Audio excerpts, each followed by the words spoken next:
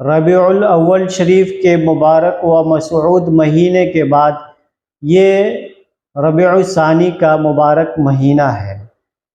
اس مہینے میں آپ مختلف علماء کرام کے بیانات مختلف انداز میں سن رہے ہوں گے، مگر ہم آج جو آپ کو سنوانے جا رہے ہیں وہ ماضی قریب کی بہترین اور عظیم شخصیت ہے، جنہیں دنیا عمدہ خطیب اور خطیب بمثال حضرت علامہ و مولانا غلام محی الدین سبحانی رحمۃ اللہ تعالی علیہ کے نام سے جانتی ہے۔ آئیے ہم حضرت غوث پاک رضی اللہ تعالی عنہ کی سیرت طیبہ پر حضرت مولانا غلام محی الدین سبحانی رحمۃ اللہ تعالی علیہ کی آواز میں آپ کو بہترین تقریر سنواتے ہیں۔ قرآن کی طرح کوئی کتاب نہیں، اور جس قرآن کے کسی ایک نقطہ، کسی ایک زبر زیر پر کوئی شبہ کرنے کی گنجائش نہیں۔ وہ قرآن جو ہدی للناس ہے۔ رب تعالیٰ نے قرآن میں ارشاد فرمایا، الا ان اولیاء اللہ لا خوف علیہم ولا هم یحزنون، خبردار، بے شک اللہ کے دوستوں کو نہ کوئی خوف ہے اور نہ کوئی غم۔ اللہ قرآن عظیم میں اپنے دوستوں کے تعلق سے یہ بیان فرماتا ہے۔ اس کے دوست کون ہوتے ہیں؟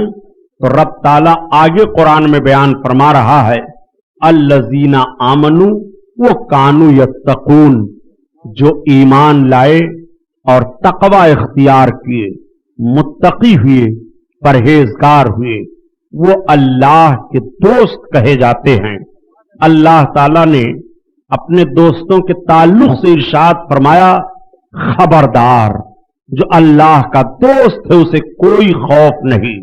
اپنے بندوں کو خبردار کرتا ہے، اپنے بندوں کو آگاہ فرماتا ہے۔ بندوں، ہمارے بندوں میں وہ ہمارے بندے جو ہمارے دوست ہیں، ہمارے قریب ہیں، ہمارے محبوب ہیں، ان کے لیے کوئی خوف نہیں ہے، ان کے لیے کوئی خطرہ نہیں ہے، ان کے لیے کوئی غم نہیں ہے۔ آئیے آپ اندازہ لگائیے اور دیکھیے، اللہ کے حبیب صلی اللہ تعالی علیہ وسلم نے ارشاد فرمایا، آقا فرماتے ہیں کہ جب اللہ کا کوئی بندہ نوافل کے ذریعہ سے اللہ کا قرب حاصل کر لیتا ہے، نوافل، آپ غور کیجئے، آقا حدیث میں نوافل کا لفظ ارشاد فرماتے ہیں۔ علماء بیٹھے ہوئے ہیں، ان سے آپ پوچھو، نوافل میں صرف نوافل نماز ہی نہیں ہے، بلکہ نوافل میں نوافل کی بہت ساری عبادتیں ہیں۔ نوافل کے ذریعہ سے جب کوئی بندہ رب کا قرب حاصل کر لیتا ہے تو آقا ارشاد فرماتے ہیں کہ رب تعالیٰ اس کا ہاتھ ہو جاتا ہے جس سے وہ پکڑتا ہے، رب تعالیٰ اس کے پاؤں ہو جاتا ہے جس سے وہ چلتا ہے، رب تعالیٰ اس کی زبان ہو جاتا ہے جس سے وہ بولتا ہے، اللہ اس کی آنکھ ہو جاتا ہے جس سے وہ دیکھتا ہے۔ آپ تعجب کرو گے کہ سبحانی صاحب یہ کون سا جملہ بول رہے ہو؟ رب تعالیٰ تو آنکھ، ہاتھ، زبان، پاؤں، ان ساری چیزوں سے پاک ہے، وہ تو بے عیب ہے، وہ جسم و جسمانیات سے پاک ہے، جسم و جسمانیات سے اس کا کوئی تعلق نہیں۔ آؤ پیارے، اللہ کے حبیب کے ارشاد پر غور کرو۔ علماء اس کی تشریح فرماتے ہیں، آنکھ ہونے کا مطلب یہ ہے کہ رب تعالیٰ اپنی طاقت و قوت کا جلوہ اپنے اس محبوب بندے کی آنکھ میں ودیت فرما دیتا ہے۔ اب اس کا محبوب بندہ دیکھتا ہے تو گویا رب کا دیکھنا ہوا۔ رب تعالیٰ اپنی طاقت و قوت کا جلوہ اسے عطا کر دیتا ہے، اس کا چلنا رب کا چلنا، اس کا پکڑنا رب کا پکڑنا، اس کا بولنا رب کا بولنا۔ آقا ارشاد فرماتے ہیں، اتقوا بفراست المومن فإنہ ینظر بنور اللہ، مومن کے نور باطنی سے ڈرو، اس لیے کہ وہ اللہ کے نور سے دیکھتا ہے۔ سرکار ارشاد فرماتے ہیں کہ مومن کے نور باطنی سے ڈرو، अल्लाह के नूर से वो देखता है। आइए इस हदीस का मतलब आपको मैं अर्ज करता चलूं ताकि आपकी समझ में बात आ जाए। इत्तकू बिफरासतिल मोमिन फइन्नहु यंजुरु बिनूरिल्लाह, मोमिन के फरासत बातनी से डरो, यानी उसके बारीक बीनी से आप डरते रहो, अल्लाह के नूर से वो देखता है।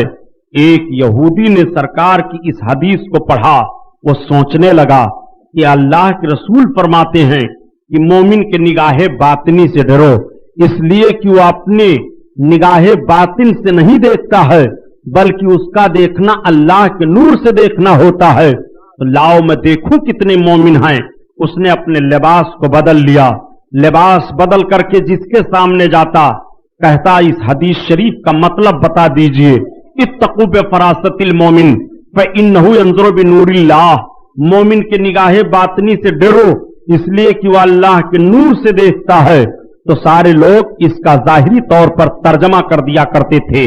वो सोचता था कि ये मोमिन नहीं है, मैं तो जाहिरी तौर पर मुसलमान बना हूं, अंदर से यहूदी हूं, ये मेरे यहूदियत को देख नहीं पा रहे हैं और जाहिरी तौर पर मुझको देख करके कह दिया करते हैं तुम मुसलमान हो।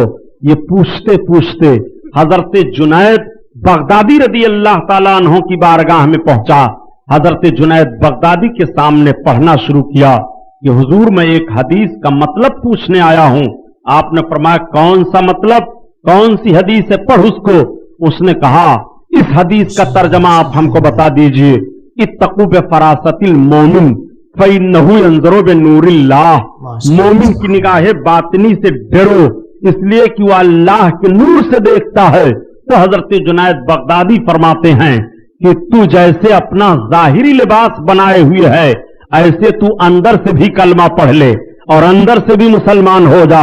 उसने अर्ज किया सरकार मैंने मान लिया, अब मैं कलमा पढ़ करके मुसलमान हो रहा हूं, लेकिन मैंने बहुत से लोगों से इस हदीस का मतलब पूछा था, लोग नहीं बता पाए। तो आप फरमाते हैं सुन, जितने लोगों से तुमने सवाल किया उनमें बहुत अल्लाह के नेक बंदे थे जो तुझको जानते थे, तेरा राज जाहिर कर देते, लेकिन तेरा इस्लाम लाना मेरे हाथ पर मुकद्दर था, इसलिए तू यहां तक चल करके पहुंचा है।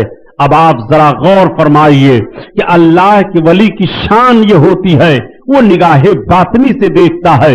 जिस चीज को हम नहीं देखते उस चीज को वो देखता है। हमारी निगाह तो जाहिरी तौर पर देखा करती है, मगर अल्लाह का नेक बंदा वो बातनी तौर पर देखता है। हम अपने दिल में सोचें उसको भी वो देख लेता है, अपने ख्याल में कोई बात लाएं वो भी उस पर मुनकशिफ हो जाती हैं। वो लौहे महफूज पर निगाह उठाए उसको भी देखता है, वो तहतुस सरा तक निगाह डाले उसको भी वो देखता है।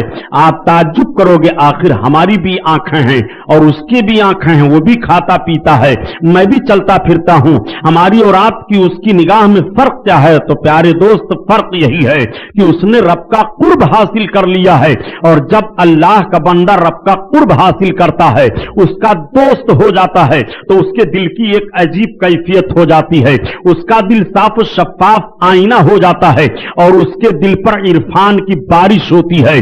और जब इरफान की बारिश होती है तो उस इरफान के ताल्लुक से उसकी निगाह रोशन हो जाती है। अब उसकी निगाह की रोशनी मामूली नहीं रहती है, बल्कि इसी ताल्लुक से अल्लाह के हबीब इरशाद फरमाते हैं कि मन अरफा नफ्सहु फकद अरफा रब्बहु, जिसने अपने आप को पहचान लिया उसने अपने रब को पहचान लिया। बात बहुत दूर पहुंच गई, तसव्वुफ की बात हो रही है, आपको समझने में दिक्कत होगी, लेकिन बात जाहिर करता चलूं मैं। आप सोचते होंगे कि आखिर हम भी तो खाते पीते हैं, हम भी नमाज पढ़ रहे हैं, एक बंदा ये भी नमाज पढ़ रहा है, हमारे और इसके अंदर फर्क क्या है? आखिर इसकी निगाह क्या देखती है और हम क्या नहीं देख पा रहे हैं? यही तो वजह है प्यारे कि निगाहों में जरूर फर्क है। अगर निगाहों में फर्क ना होता तो हम और आप जरूर बराबर करार दे दिए जाते। निगाहों में फर्क है, चालों में फर्क है, जिस्मो जिस्मानियात में फर्क है, मरातिब में फर्क है, जिसमें कि हर आज़ा में फर्क है।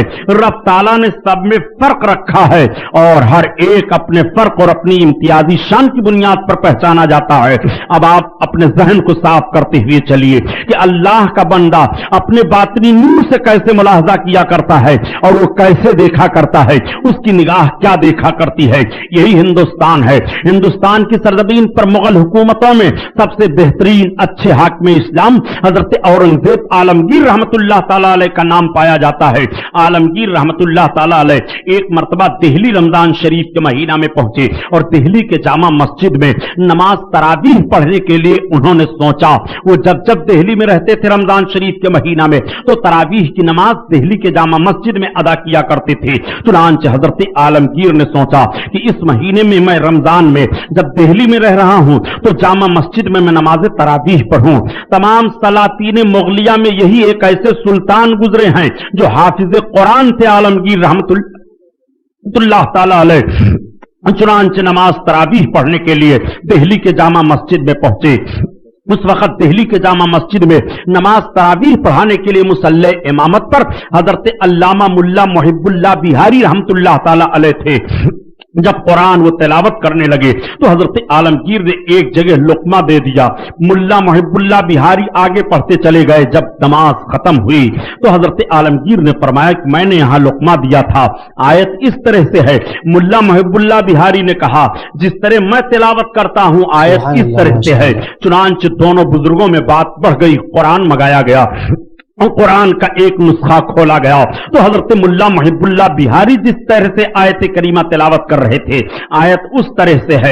फिर दूसरा नुस्खा मंगाया गया तो मुल्ला मुहिब्बुल्लाह बिहारी ही की तायद में आयत देख रहे हैं। फिर तीसरा नुस्खा कुरान का मंगाया गया, उसमें भी आयत करीमा उसी तरह से तहरीर है जिस तरह से मुल्ला मुहिब्बुल्लाह बिहारी तिलावत फरमा रहे थे। चौथा नुस्खा कुरान अजीम का मंगाया गया, हजरत मुल्ला मुहिब्बुल्लाह बिहारी जैसे तिलावत कर रहे हैं, आयत करीमा इसी तरह से तहरीर है। पांचवा नुस्खा जब कुरान का मंगाया गया तो आलमगीर जिस तरह से तिलावत कर रहे थे आयत करीमा उस तरह से तहरीर है। मुल्ला मुहिब्बुल्लाह बिहारी ने दलील कायम की कि कुरान इस तरह से आयत लिखी हुई है और एक नुस्खा में आयत इस तरह से है जिस तरह आप तिलावत कर रहे हैं, इसलिए चार नुस्खे में आयत की तायद जिस तरह हो रही है वो बात तस्लीम की जाएगी। हजरत आलमगीर को जोश आया। आलमगीर रहमतुल्लाह ताला अलैह ने अपनी टोपी उतारी और मुल्ला मुहिब्बुल्लाह बिहारी के सर पर रख दिया। टोपी का रखना था। आप फरमाते हैं अब बताओ आयत करीमा किस तरह से है।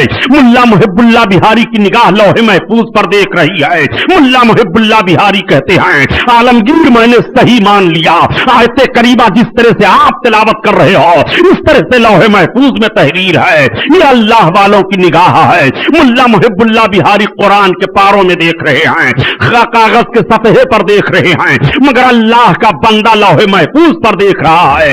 ये है निगाहे मोमिन की बात, ये है निगाहे मर्दे मोमिन। अब आप आइए जरा देखते हुए चलिए।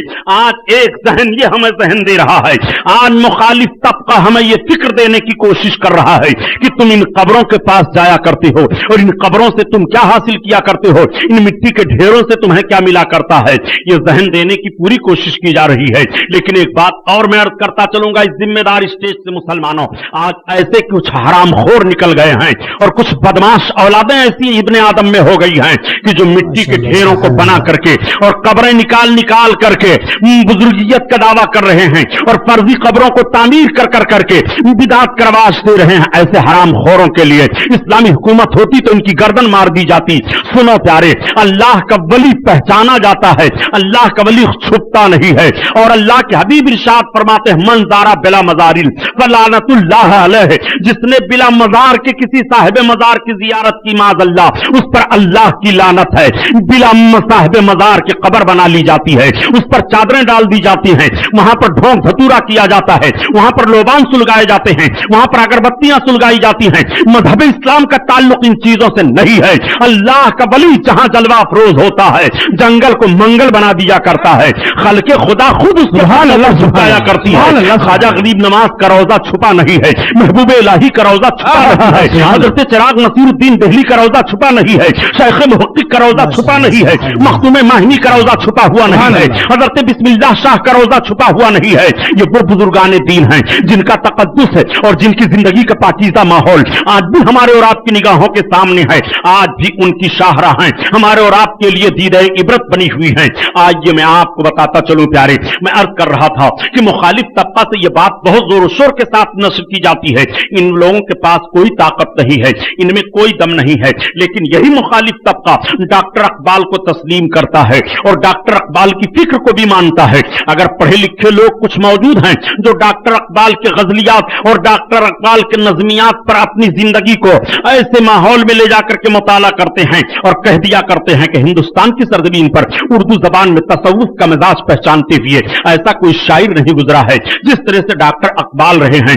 डॉक्टर इकबाल को मुफक्किर इस्लाम कहा गया, डॉक्टर इकबाल को किसी ने मुहक्किक भी कहा, डॉक्टर इकबाल को बहुत सराहा गया, डॉक्टर इकबाल की बड़ी तारीफें की गई। आज भी डॉक्टर इकबाल की लिखी हुई नज़मों को निसाब में दाखिल किया जाता है। आज भी डॉक्टर इकबाल के फिक्र को लोग पहचान रहे हैं और बड़ी तारीफें कर रहे हैं। यही डॉक्टर इकबाल हैं। डॉक्टर इकबाल जब हजरत शेख मुजद्दिद अलिफसानी रहमतुल्लाह ताला अलैह के मज़ार पर हाजिर हुए सरहंद शरीफ, हजरत शेख अहमद मुजद्दिद अलिफसानी के रोज़े अक़दस पर हाजिर हुए। सरहंद में हाजिर होने के बाद जब उनके रोज़ा को देखते हैं और उनके कब्र की जियारत करते हैं तो हजरत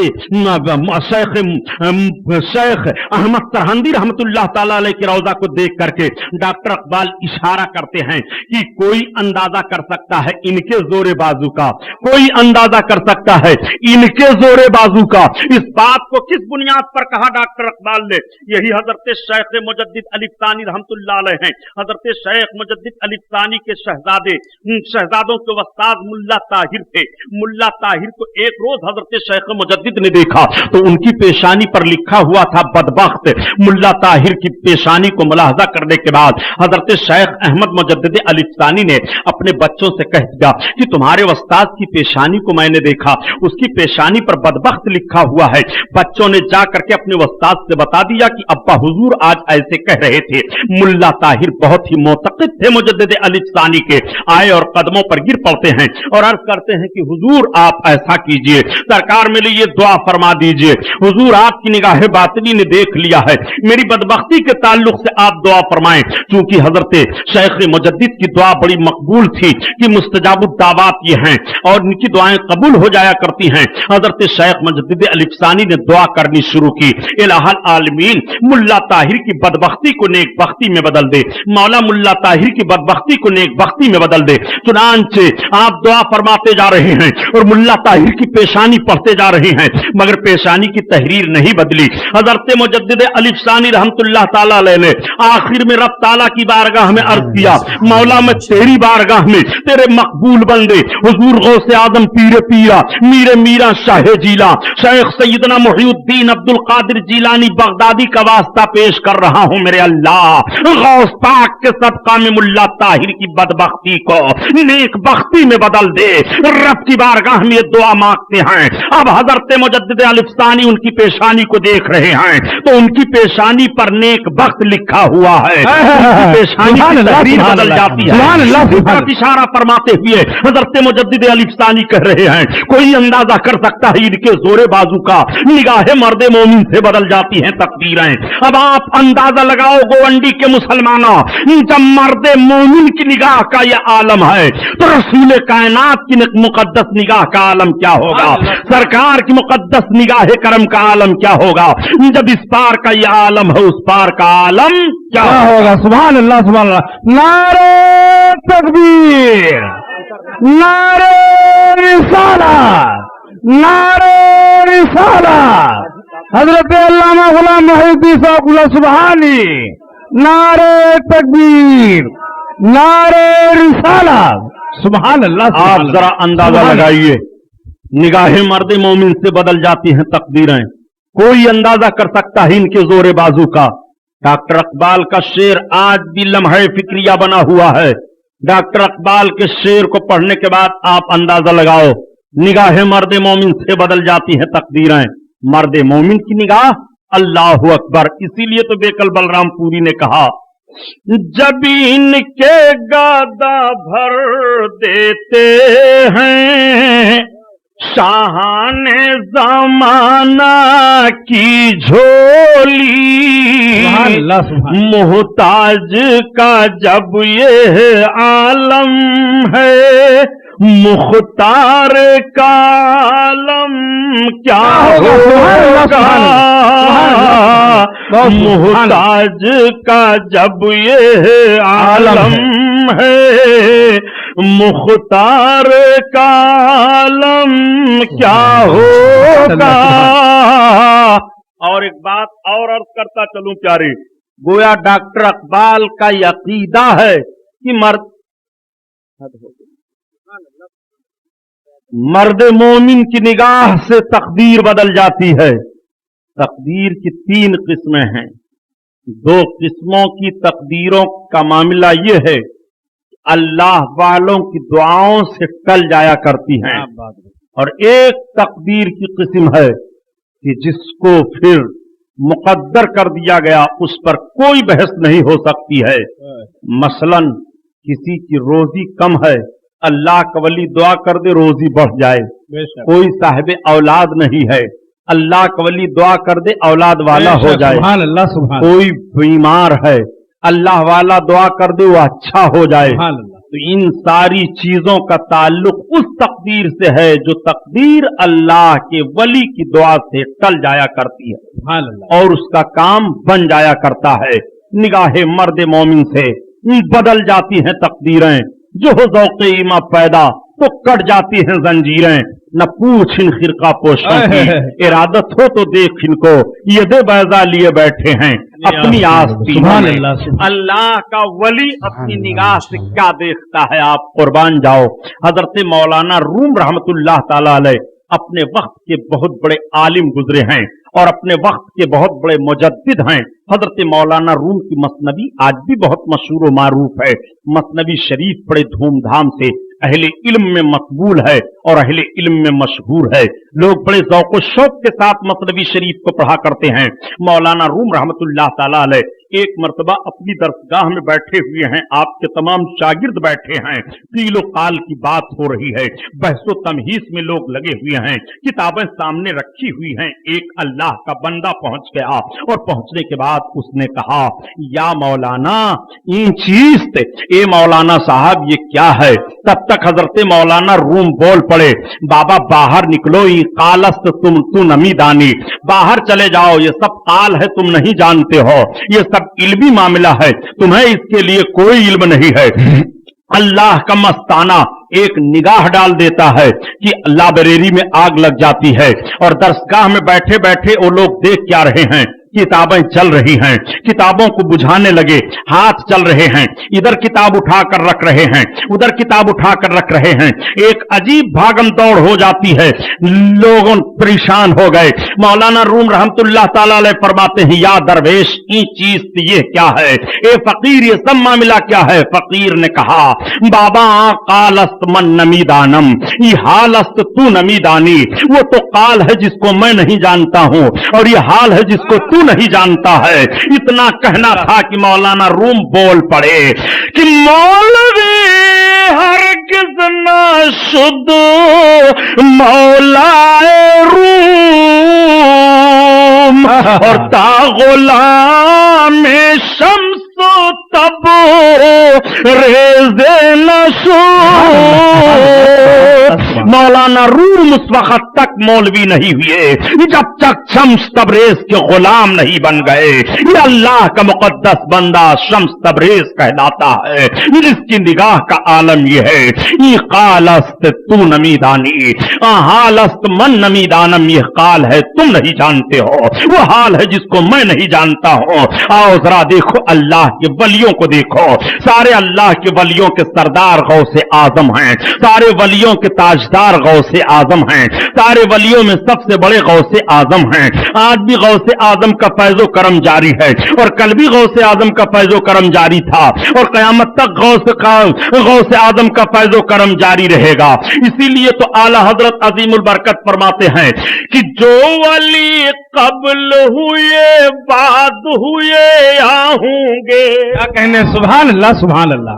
जो वली कब्ल हुए बाद हुए या होंगे, सब अदब रखते हैं दिल में मेरे आका तेरा, आका तेरा।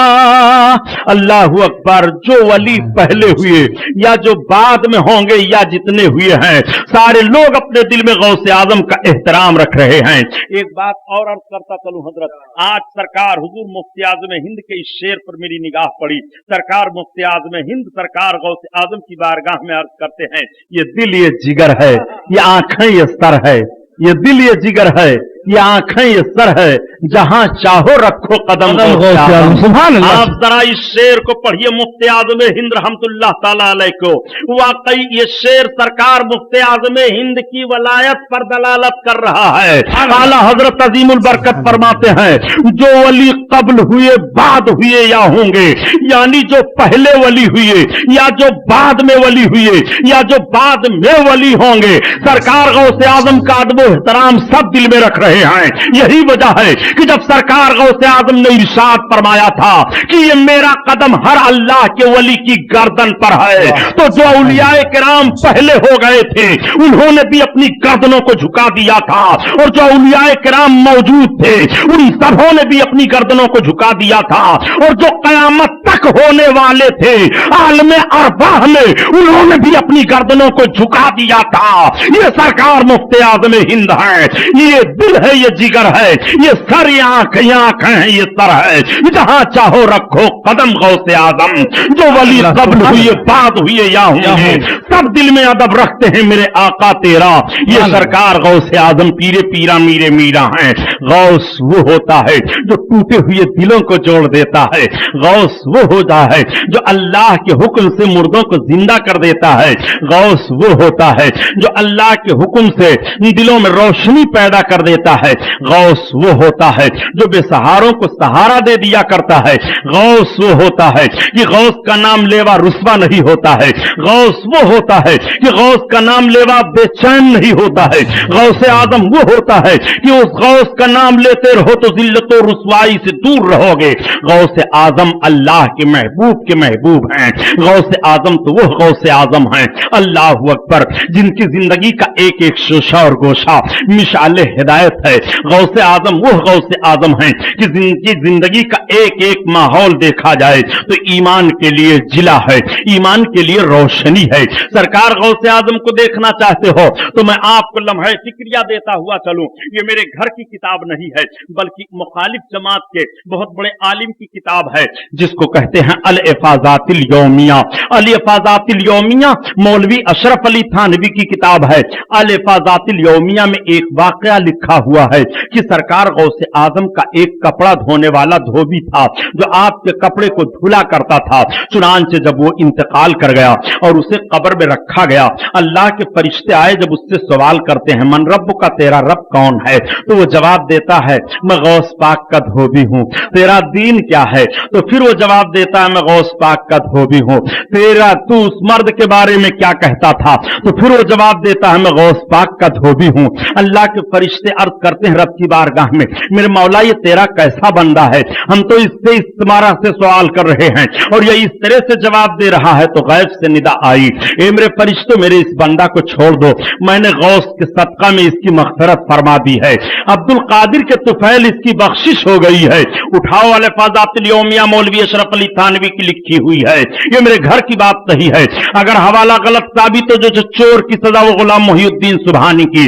फिर मैं पूछना चाहता हूं कि नजद की बदमाश औलादें मुनकिर क्यों हैं औलियाए किराम की करामतों के और उनकी अजमतों के इनकारी क्यों पाए जा रहे हैं।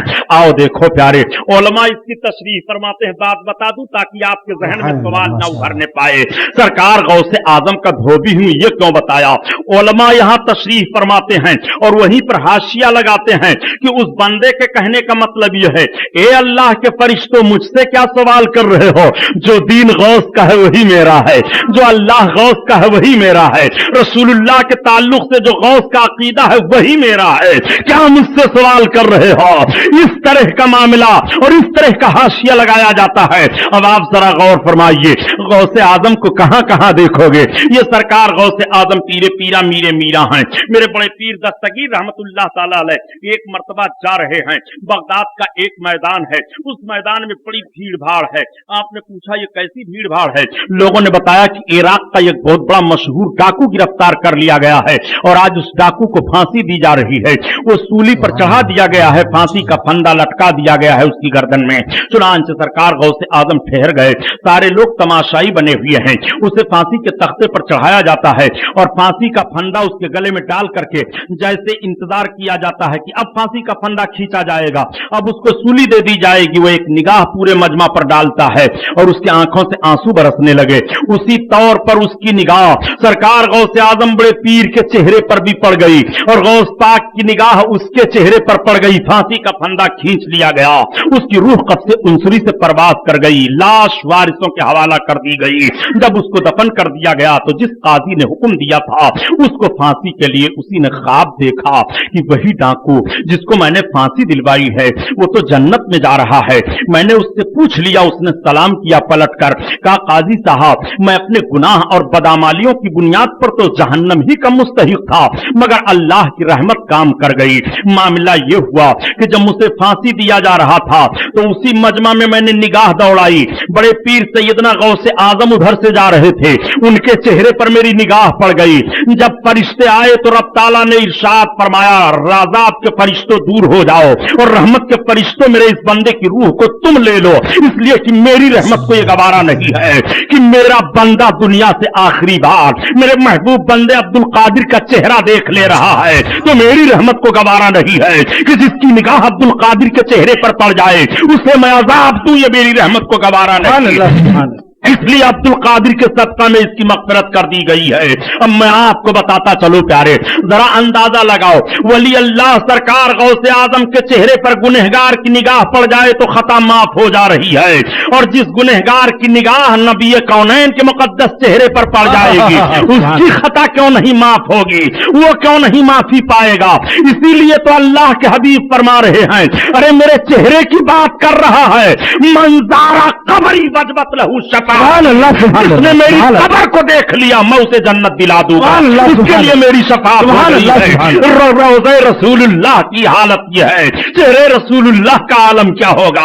इसीलिए तो आला हजरत अजीमुल बरकत फरमाते हैं, ए लोगो वली अल्लाह का चेहरा देख लो तो खताएं माफ हो जा रही हैं, वली अल्लाह का चेहरा देख लो तो रहमत की बरसात मिल जाए, वली अल्लाह का चेहरा देख लो तो गुनाह धुल जाए, वली अल्लाह का चेहरा देख लो तो बदबख्ती दूर हो जाए, वली अल्लाह का चेहरा देख लो तो रहमत व अनवार के माहौल में तुम मचलते हुए अपनी जिंदगी को आगे बढ़ाते लेते चले जाओ।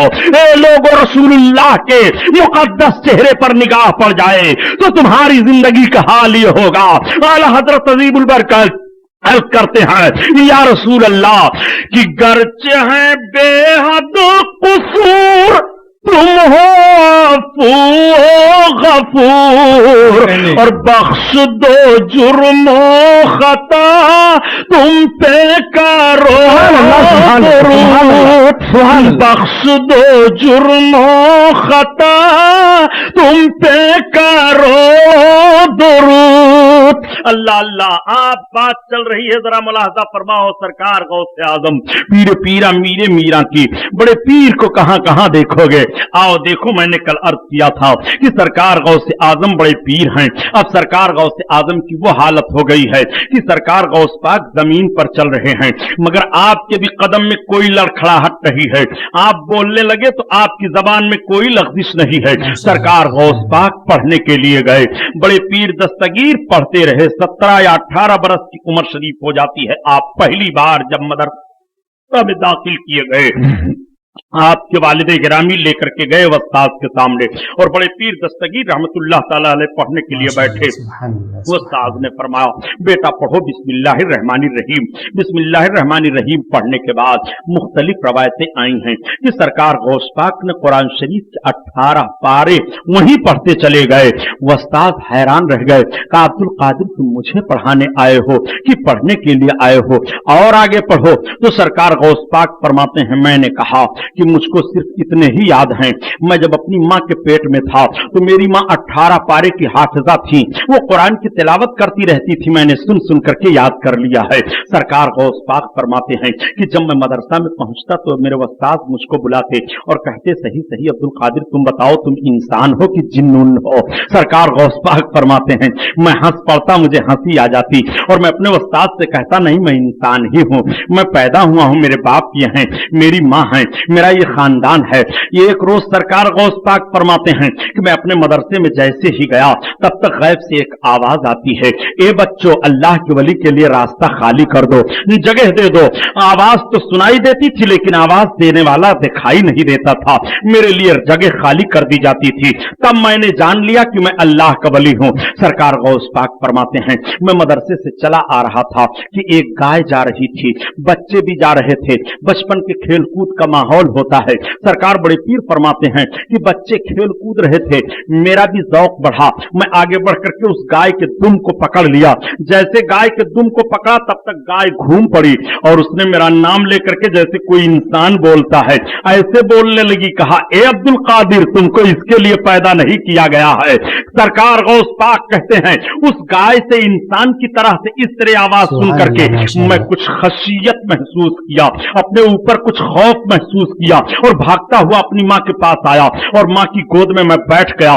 ماں نے مجھ کو گھبراتے ہوئے دیکھا, پوچھا بیٹا عبد القادر کیا بات ہے؟ تو میں نے ماں سے سارا واقعہ بیان فرما دیا. ماں نے میری پیشانی کو چوم لیا اور دعائیں دینے لگی. یہ سرکار پیر امیر میرا غوث اعظم ہیں کہ بچپن میں ان کے لیے آواز آ رہی ہے عبد القادر تمہیں کھیلنے کے لیے نہیں پیدا کیا گیا ہے. اے اللہ کے نیک بندو, اے بچوں اللہ کے ولی کے لیے راستہ دے دو. جب یہ مکتب میں جا رہے ہیں تو آواز آ رہی ہے. سرکار غوث اعظم بڑے پیر دستگیر فرماتے ہیں میں جدھر سے جاتا لوگ مجھ کو دیکھتے تو دیکھتے رہ جایا کرتے تھے. عمر کا حصہ اس طرح سے گزرتا چلا جا رہا ہے. والد گرامی کا انتقال ہو گیا. 17 یا 18 برس کی عمر سرکار غوث پاک کی ہو گئی. ماں کی خدمت کر رہے ہیں سرکار غوث پاک. ایک روز آپ نے اپنے دل میں سوچا کہ میں نے سنا تھا کہ مجھ کو ایک جانور نے کہا تھا عبد القادر تم کو اس کے لیے نہیں پیدا کیا گیا ہے, لہذا مجھے خدمت دین کے لیے پیدا کیا گیا ہے. اور خدمت دین بلا علم دین حاصل کیے ہوئے ٹھیک طور سے کوئی کر نہیں سکتا ہے, اس لیے مجھے علم دین حاصل کرنا چاہیے. اپنے ماں کے پاس آئے اور ماں کے پاس آنے کے بعد عرض کرتے ہیں امی. ماں نے کہا ہاں بیٹا. آپ عرض کرتے امی جان میری طبیعت یہ چاہتی ہے کہ میں علم دین حاصل کر لوں, اس لیے مجھے آپ پڑھنے کی اجازت دے دیں. ماں نے فرمایا بیٹا اگر علم دین حاصل کرنا چاہتے ہو تو تمہیں پڑھنے کے لیے میری طرف سے اجازت ہے. سرکار غوث اعظم اب سوچنے لگے میں کہاں علم دین حاصل کرنے جاؤں. اس وقت بغداد اور نیشاپور یہ دو ایسے شہر تھے جو علم دین کے مرکز مانے جاتے تھے, لیکن ان دونوں شہروں میں سب سے عظیم شہر اور علمی ماحول سے بغداد کی سرزمین ہے. سرکار غوث اعظم نے ارادہ فرما لیا کہ مجھے بغداد جانا ہے اور بغداد میں جا کر کے علم دین حاصل کرنا ہے. آج میں ان لوگوں سے پوچھنا چاہتا ہوں جو بغیر علم دین کے دعویٰ کرتے ہیں کہ میں اللہ کا ولی ہوں, ایسے لوگوں کو گردن کے مار دی جائے تلوار سے. تصوف کا دعویٰ یہ حرام خور کر رہے ہیں. انگوٹھیاں چند پہن لینے سے تصوف کی ہوا نہیں لگتی ہے, چھلے اور چوڑیاں پہننے سے تصوف کی ہوا نہیں لگتی ہے. زندگی بھر بدماشی کرتے رہو اور اس کے بعد بڑے بڑے بال رکھ کر کے بڑے بڑے بابا بن جاؤ اور کچھ ایجنٹوں کو فٹ کر لو اور کہہ دو ہم یہ کر ڈالتے ہیں ہم وہ کر ڈالتے ہیں. اور نماز تو دل میں پڑھنی چاہیے, اور نماز پڑھنے سے کیا ہوتا ہے معاذ اللہ. ابھی تک تو یہ خبیث گنہگار تھا لیکن اب حالت بدل کر کے کافر ہو گیا. جو نماز کے تعلق سے اہانت کرے گا اس کا تعلق اسلام سے نہیں رہے گا. ولایت کی ہوا تمہیں نہیں لگ سکتی ہے اگر علم دین نہیں ہے. بغیر عالم دین ہوئے کوئی ولی ہو ہی نہیں سکتا ہے. علماء اہل سنت موجود ہیں, ان سے پوچھو. اب آپ سوال کرو گے مگر سبحانی صاحب بہت سارے ولیوں کی تاریخیں مل رہی ہیں کہ جنہوں نے مدرسے میں تعلیم نہیں حاصل کی ہے, جنہوں نے دستار نہیں لی ہے, جنہوں نے سند نہیں لی ہے, مگر انہیں اللہ کا ولی مانا جا رہا ہے. سن پیارے, اللہ تعالیٰ جب کسی اپنے بندے کو اپنا ولی بناتا ہے تو ولی بنانے سے پہلے اسے عالم دین بنا دیا جاتا ہے. وہ پہلے عالم دین بنتا ہے اس کے بعد وہ ولی بنتا ہے. بغیر عالم دین بنے ہوئے وہ ولی ہو ہی نہیں سکتا ہے. ولایت کے لیے علم دین ضروری ہے. اسی لیے شیخ سعدی رحمت اللہ تعالی علیہ فرماتے ہیں کہ بغیر علم کے خدا کو نہیں پہچان سکتے ہو. اگر علم نہیں ہے تو تمہیں خدا کی شناخت نہیں ملے گی. اگر علم نہیں ہے تو تم خدا کو پہچان نہیں سکتے ہو. اگر علم نہیں ہے تم شریعت کے اصولوں سے واقف نہیں ہو سکتے ہو. اگر علم نہیں ہے تو حلال و حرام میں فرق نہیں محسوس کر سکتے ہو. اگر علم نہیں ہے تو منہیات سے، اور شریعت نے جن چیزوں کی اجازت دی ہے ان چیزوں کا علم تمہیں نہیں ہوگا، تمہیں ولایت کی ہوا کیسے لگے گی؟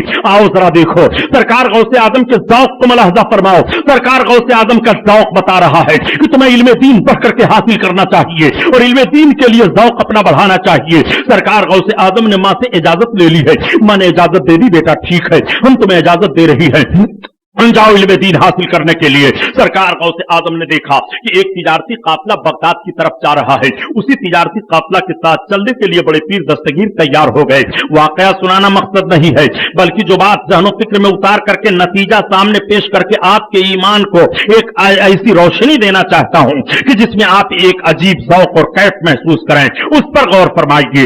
سرکار بڑے پیر دستگیر جب تیار ہو گئے تو میں نے فرمایا بیٹا عبد القادر ادھر آؤ. اپنے ماں کے پاس گئے. ماں نے کہا یہ 40 دینار ہیں، لے لو. تمہارے باپ کے ترکے سے 80 دینار مجھے ملے ہیں، تو 40 تو تمہارے بھائی احمد کے لیے ہیں اور یہ 40 تمہارے لیے ہیں.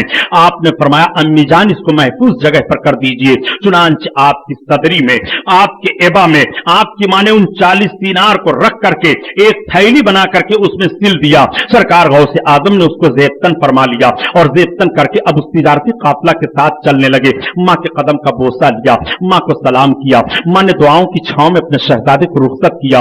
وقت کا غوث علم دین حاصل کرنے کے لیے آبادی سے باہر نکل رہا ہے، اور جب آبادی سے باہر نکلنے لگے تو ماں نے کہا بیٹا عبد القادر ایک وصیت میں تم سے کرتی ہوں. ماں کون سی وصیت ہے؟ بیٹا ایک وصیت ہماری سنتے جاؤ. آپ فرماتے ہیں امی جان بتاؤ کون سی وصیت ہے؟ ماں نے اپنے بیٹی کی پیشانی کا بوسہ لیتے ہوئے کہا بیٹا عبد القادر کبھی جھوٹ نہ بولنا. ماں وصیت کر رہی ہیں بیٹا عبد القادر کبھی جھوٹ نہ بولنا. ذرا ماں کی نگاہ بھی ملاحظہ فرمائیے. آج کیا آپ بھی اپنے بچوں کو تاکید کرتے ہو کہ جھوٹ نہ بولنا؟ کیا آج بھی آپ مزاج دیتے ہو کہ جھوٹ نہ بولنا؟ خدا کی قسم اے مسلمانوں، جھوٹ گناہ کے جڑوں کی سب سے پہلی جڑ ہے اور جھوٹ تمام گناہوں کی ماں ہے. جھوٹ ایک ایسا گناہ ہے، ایک ایسا گناہ ہے کہ جب جھوٹ سماج میں رائج ہو جاتا ہے تو قوم کی زندگی تباہ و برباد ہو جاتی ہے. جب جھوٹا آدمی ہو جاتا ہے تو اس کی روزی کم ہو جاتی ہے. جب جھوٹا آدمی ہو جاتا ہے اس کے چہرے کی رونق بگڑ جاتی ہے. جب جھوٹ بولا کرتا ہے تو سماج میں انتشار پھیل جاتا ہے. جب وہ جھوٹ بولا کرتا ہے تو تجارت کی ترقیاں رک جایا کرتی ہیں. جب وہ جھوٹ بولتا ہے تو بارش روک دی جاتی ہے. جب وہ جھوٹ بولتا ہے تو امن و امان اٹھ جایا کرتا ہے. جب وہ جھوٹ بولتا ہے تو ماحول خراب ہو جایا کرتا ہے. مرد مومن جھوٹا نہیں ہوتا. اسی لیے اللہ کے رسول صلی اللہ علیہ وسلم کی بارگاہ میں صحابہ موجود تھے تو ایک مرتبہ صحابیوں نے عرض کیا تھا یا رسول اللہ کیا مومن بزدل ہو سکتا ہے؟ آقا نے فرمایا ہاں مومن بزدل ہو سکتا ہے. سرکار سے صحابہ نے پوچھا یا رسول اللہ کیا مومن بخیل بھی ہو سکتا ہے؟ آقا نے فرمایا ہاں مومن بخیل ہو سکتا ہے. آقا سے صحابہ نے عرض کیا یا رسول اللہ کیا مومن جھوٹا ہو سکتا ہے؟ آقا فرماتے ہیں لا، مومن جھوٹا نہیں ہو سکتا. وہ پھانسی کے پھندے پر چڑھ جائے گا جھوٹ نہیں بولے گا. تلوار کی چھاؤں میں زندگی گزار لے گا جھوٹ نہیں بولے گا. پھانسی کا پھندا چوم لے گا جھوٹ نہیں بولے گا. فاقے سے زندگی گزار لے گا جھوٹ نہیں بولے گا. جیل کی ہتکڑی پہن لے گا جھوٹ نہیں بولے گا. جیل کی سلاخوں میں زندگی گزارنے کے وہ اپنے ایام طے کر لے گا مگر وہ جھوٹ نہیں بولے گا. اے مسلمان نبی کے فرمان پر غور کر لے. نبی کونین ارشاد فرما رہے ہیں مرد مومن جھوٹ نہیں بولتا ہے. اگر تمہاری زبان سے جھوٹ نکل جائے تو تم اپنے آپ کو اس حدیث کی روشنی میں فیصلہ لے لو تم مومن ہو کہ نہیں، تمہارا ایمان سلامت رہ گیا کہ نہیں. آج کس بے باغی سے لوگ جھوٹ بول دیا کرتے ہیں اور کس طرح سے ہنسی مذاق میں جھوٹ کہہ دیا کرتے ہیں اور کہتے ہیں یہ تو میں نے مذاق کے طور پر کہہ دیا تھا. آج کچھ لوگ یہ جملہ تجارت نہیں چلے گی۔ میں آپ سے کہتا ہوں اگر جان بوجھ کر کے یہ جملہ کہہ رہے ہو تو کفر ہے، اور لا علمی میں کہہ رہے ہو تو حرام ہے۔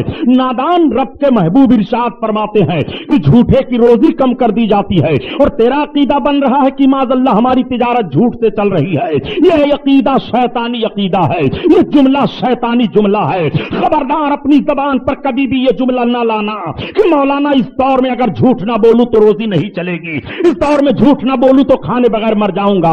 لا حول ولا قوت الا باللہ، لعنت اللہ علی الکاذبین، جھوٹوں پر اللہ کی لعنت ہو۔ تمہارا عقیدہ ہے کہ جھوٹ سے روزی مل رہی ہے، رب تعالی ارشاد فرماتا ہے کہ سچائی میں برکت ہے اور سچ ہی ہر جگہ کامیاب و کامرا ہے۔ اس لیے مسلمان رزاق پروردگار عالم ہے، جھوٹ بولنے سے روزی کم ہو جایا کرتی ہے۔ ہاں تجارت کے لین دین کو لوگوں نے بگاڑ دیا ہے۔ اور درود شریف پڑھ لیجیے، اللہم صلی علی سیدنا مولانا محمد معدن الجود والکرم وعلی آلہ وبارک وسلم، صلاۃ و سلام علیک یا رسول اللہ صلی اللہ تعالی علیہ وسلم۔ میں عرض کر رہا تھا جھوٹ کے تعلق سے آج کس طرح سے ماحول خراب کر دیا گیا ہے، اور کس طرح سے جھوٹ کے ماحول میں لوگ اپنے آپ کو بچ نہیں پا رہے ہیں اور اپنے ایمان و عقیدہ کو خراب کر رہے ہیں۔ اس لیے خبردار کبھی بھی اپنی زبان پر جھوٹ نہ آنے دیجیے گا۔ آپ سچ بن تو جائیے، دیکھیے سچائی میں کتنی برکت ہوتی ہے، اور سچا آدمی کہیں رسوا نہیں ہوتا۔ پیارے آپ ذرا سرکار غوث اعظم کی ماں کی وصیت دیکھیے، ماں فرماتی ہیں بیٹا عبد القادر کبھی جھوٹ نہ بولنا۔ عرض کرتے ہیں امی جھوٹ نہیں بولوں گا، میں وعدہ کر رہا ہوں۔ سرکار غوث پاک اپنی ماں سے وعدہ کر رہے ہیں، تجارتی قافلہ کے ساتھ چلے جا رہے ہیں، تجارتی قافلہ بغداد کی طرف چلا جا رہا ہے۔ ہمدان کا جنگل پڑا، اور ہمدان کے جنگل سے پار ہو کر کے جب پہاڑی علاقوں میں تجارتی قافلہ چلنے لگا تو 60 ڈاکو نکل آئے۔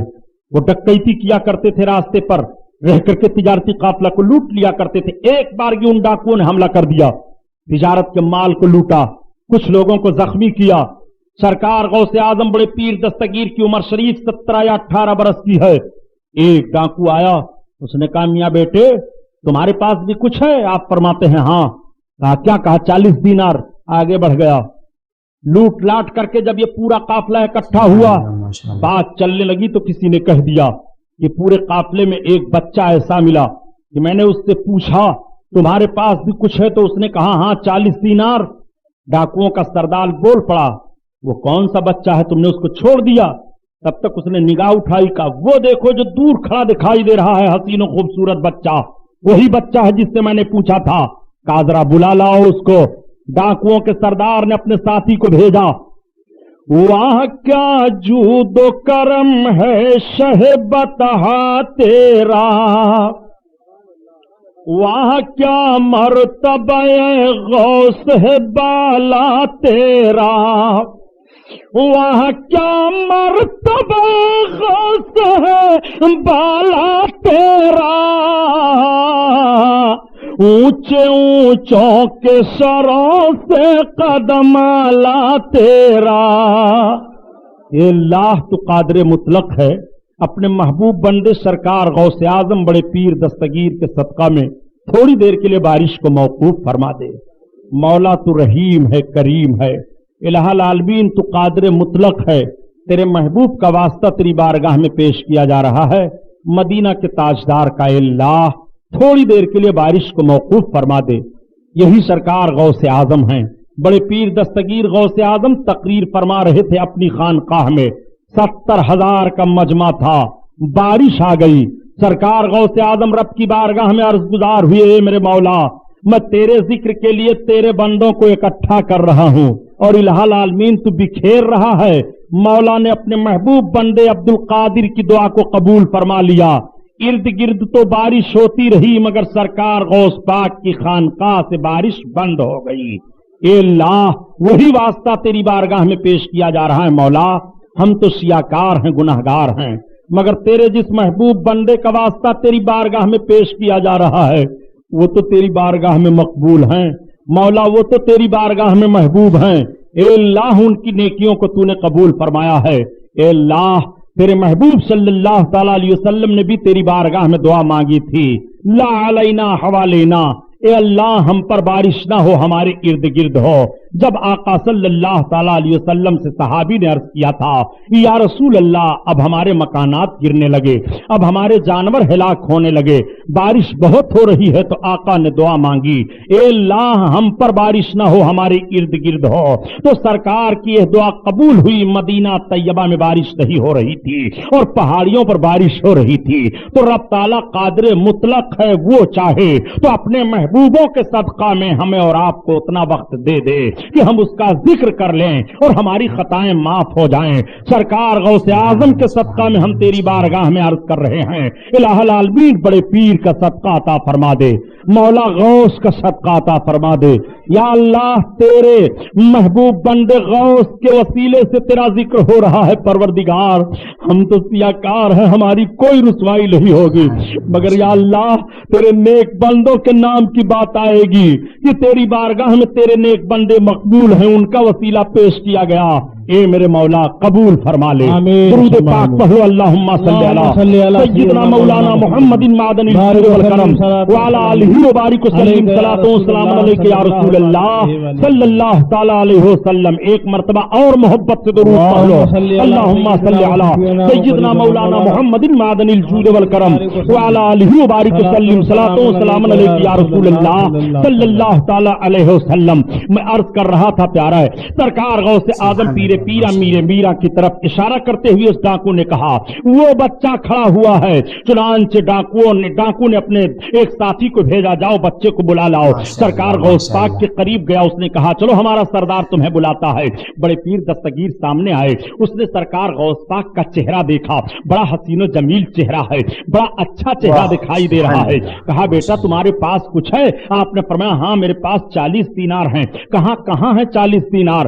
آپ نے فرمایا میری ایبا میں ہیں. کہا ایبا کو اتارو. چنانچہ آپ نے اپنی صدری کو اتار دیا اور صدری کے سیون کو توڑا گیا تو اس میں سے 40 دینار زمین پر گر پڑے. ڈاکو نے پوچھا, کہا لوگ تو چوروں سے اپنے مال کو چھپایا کرتے ہیں, بیٹا تم نے اپنے مال کو کیوں نہیں چھپا لیا؟ اگر تم چھپاتے تو تمہارا مال بچ جاتا. تو آپ فرماتے ہیں کہ میری ماں نے جب مجھے رخصت کیا تھا تو وصیت کی تھی کہ عبد القادر کبھی جھوٹ نہ بولنا. اگر میں کہہ دیتا میرے پاس مال نہیں ہے تو جھوٹ ہو جاتا. میں نے اپنے ماں سے وعدہ کیا تھا.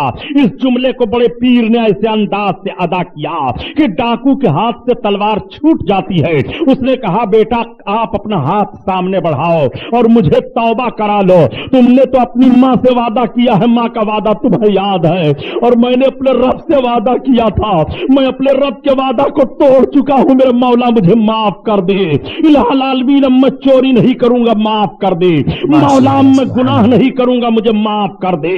سرکار غوث اعظم فرماتے ہیں یہ پہلی جماعت چوروں کی ہے جو میرے ہاتھ پر تائب ہو کر کے صالح بن جاتی ہے, اور اللہ کے وہ ایسے نیک بندے بنے کہ اللہ تعالیٰ نے ان کی نیکیوں کو قبول فرما لیا اور ولیوں میں ان کا بھی شمار ہونے لگا.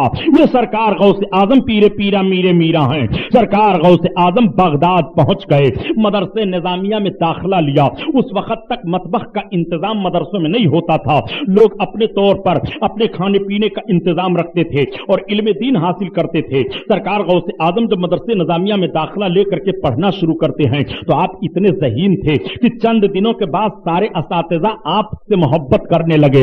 اتنی محبت کرنے لگے کہ بڑی دل جمعی کے ساتھ آپ کو علم دین دینے لگے اور آپ کی تعلیم کا خیال کرنے لگے.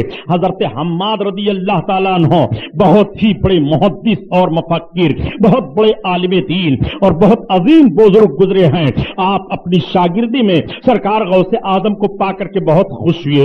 حضرت سعید مخدومی رحمت اللہ علیہ, حضرت مسلم رحمت اللہ علیہ, حضرت کریم رحمت اللہ تعالی علیہ, یہ بڑے بڑے محدثین سرکار غوث اعظم کے اساتذہ میں سے ہیں. 8 سال تک سرکار غوث اعظم بغداد میں پڑھتے ہیں. اس 8 سال کے اندر سرکار غوث پاک فرماتے ہیں کہ مجھ کو بڑی دشواریوں کا سامنا کرنا پڑا. اتنی دشواریوں کا سامنا کرنا پڑا تھا کہ سرکار غوث اعظم فرماتے ہیں کئی روز کا عرصہ گزر جاتا تھا مجھے فاقہ کرتے ہوئے.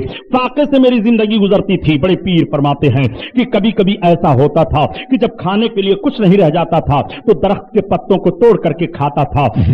اور اس کے بعد علم دین میں حاصل کرنے میں لگ جایا کرتا تھا۔ سرکار غوث اعظم بڑے پیر دستگیر فرماتے ہیں کہ ایک مرتبہ مجھ کو اتنی بھوک لگی کہ کھانے کے لیے کچھ نہیں تھا، میں نے کسی کے سامنے ہاتھ پھیلانا مناسب نہیں سمجھا، تو آپ فرماتے ہیں میں کھنڈرات کی طرف نکل گیا کہ ادھر اگر کوئی گری پڑی چیز مباح مل جائے تو میں اس کو اٹھا کر کھا لوں۔ سرکار غوث پاک فرماتے ہیں میں جب ادھر گیا تو میں دیکھتا کیا ہوں کہ ہم سے پہلے ادھر 70 فقراء کھانے پینے کی چیزوں کو تلاش رہے ہیں، وہ بھی بھوک بھوک چلا رہے ہیں۔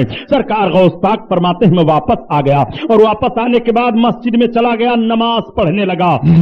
غوث پاک فرماتے ہیں جب میں سجدہ کرتا تھا تو پیٹ سے ایک ایسی آواز نکلتی تھی، بھوک بھوک۔ سرکار غوث پاک فرماتے ہیں کہ میں نماز پڑھتا رہا، اور نماز پڑھ کر کے جب میں بیٹھا تو دیکھتا کیا ہوں کہ مسجد میں ایک مسافر آیا، اور آنے کے بعد وہ مسافر اپنے جھولے سے کچھ نکالا اور کھانے لگا۔ سرکار غوث پاک فرماتے ہیں میرے دل میں یہ بات جمی کہ کاش یہ کھانے والا آدمی مجھے بھی اپنے کھانے میں شامل کر لیتا تو میں بھی آج شریک ہو جاتا۔ اتنا سرکار غوث پاک فرماتے ہیں کہ میں نے اپنے دل میں سوچا کہ تب تک اس آدمی نے کہا آؤ بیٹے تم بھی شریک ہو جاؤ کھانے میں۔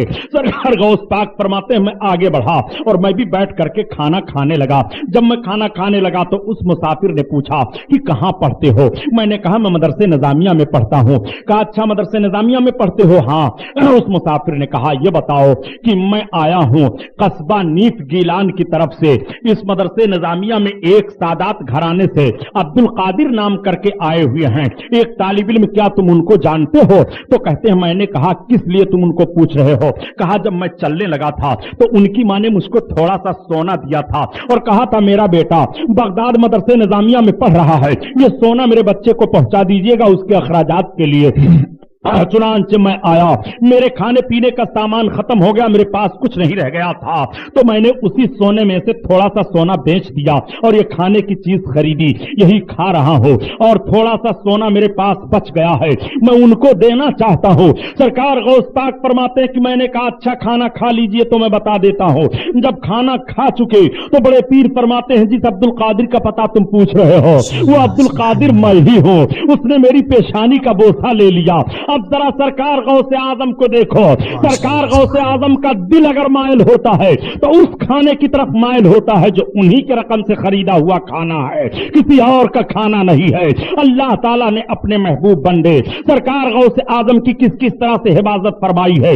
سرکار غوث اعظم فرماتے ہیں میں 8 سال تک بڑی محنت و مشقت سے علم حاصل کرتا رہا، اور جب سرکار غوث اعظم پڑھ کر کے فارغ ہوئے، اللہ اکبر، تو اتنا مضبوط علم تھا کہ سرکار غوث اعظم کو چند ہی دن کے بعد عراق کا مفتی اعظم کہا جانے لگا۔ سرکار غوث پاک فرماتے ہیں جب میں پڑھ کر کے فارغ ہو گیا تو عبادت و ریاضت اور مجاہدہ کے لیے میں نکل پڑا، عراق کے جنگلوں میں گھومتا رہا، چلتا رہا۔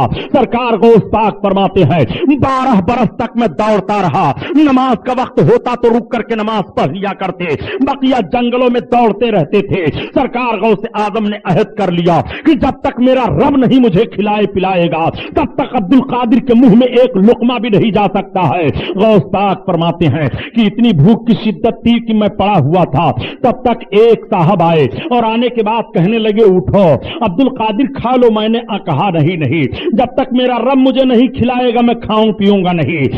ایک بزرگ حضرت سعید مخزومی رحمت اللہ تعالی علیہ آئے اور آپ فرماتے ہیں عبد القادر اٹھو۔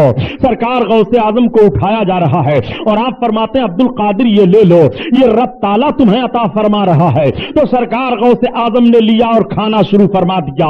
اعلیٰ حضرت عظیم البرکت اسی کو بیان فرماتے ہیں کہ قسم دے دے کے کھلاتا ہے پلاتا ہے تمہیں، قسم دے دے کے کھلاتا ہے پلاتا ہے تمہیں، پیارا اللہ تیرا چاہنے والا تیرا، پیارا اللہ تیرا چاہنے والا تیرا.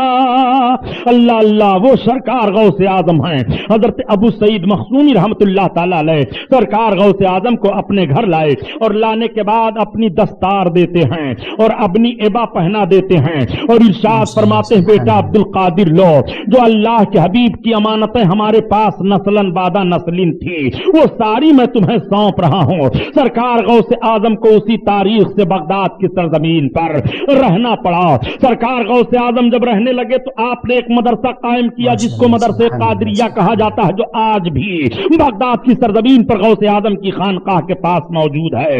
سرکار بڑے پیر دستگیر رضی اللہ تعالیٰ عنہ فرماتے ہیں کہ میں سویا ہوا تھا تو میں نے خواب دیکھا. حضرت مولائے کائنات علی رضی اللہ تعالیٰ عنہ آئے اور فرماتے ہیں بیٹا عبد القادر تم بغداد میں واز کیوں نہیں کرتے، تم تقریر کیوں نہیں کرتے ہو؟ میں نے عرض کیا حضور میں کیسے تقریر کروں، بغداد کی سرزمین پر بڑے بڑے فقہا اور بلغا ہیں. آپ فرماتے ہیں اچھا منہ کھولو. چنانچہ میں نے منہ کھول دیا. سرکار بڑے پیر دستگیر فرماتے ہیں کہ 6 مرتبہ حضرت علی نے میرے منہ میں اپنے لعاب کو ڈال دیا. آقا کریم صلی اللہ علیہ وسلم کو میں نے خواب میں دیکھا. آقا فرماتے ہیں بیٹا عبد القادر تم واز کیوں نہیں کہتے ہو؟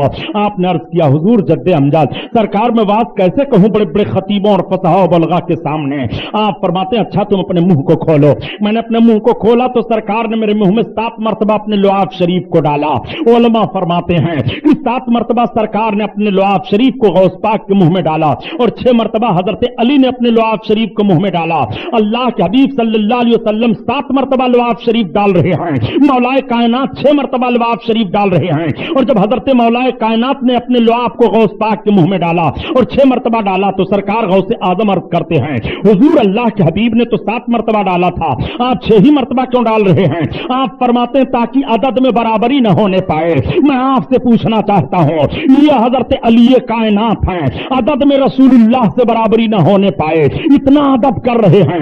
یہ ظالم انسان کیسا ہے جو نبی کے تعلق سے کہتا ہے جیسے نبی ہیں ایسے ہم ہیں، نبی سے برابری کا دعویٰ کر رہا ہے اور یہ کہنے پر گزر جایا کرتا ہے کہ جیسے نبی انسان ہیں ایسے ہم بھی انسان ہیں، جیسے نبی چل رہے ہیں ایسے ہم بھی چل رہے ہیں، جیسے نبی اٹھ رہے ہیں ایسے ہم بھی اٹھ رہے ہیں.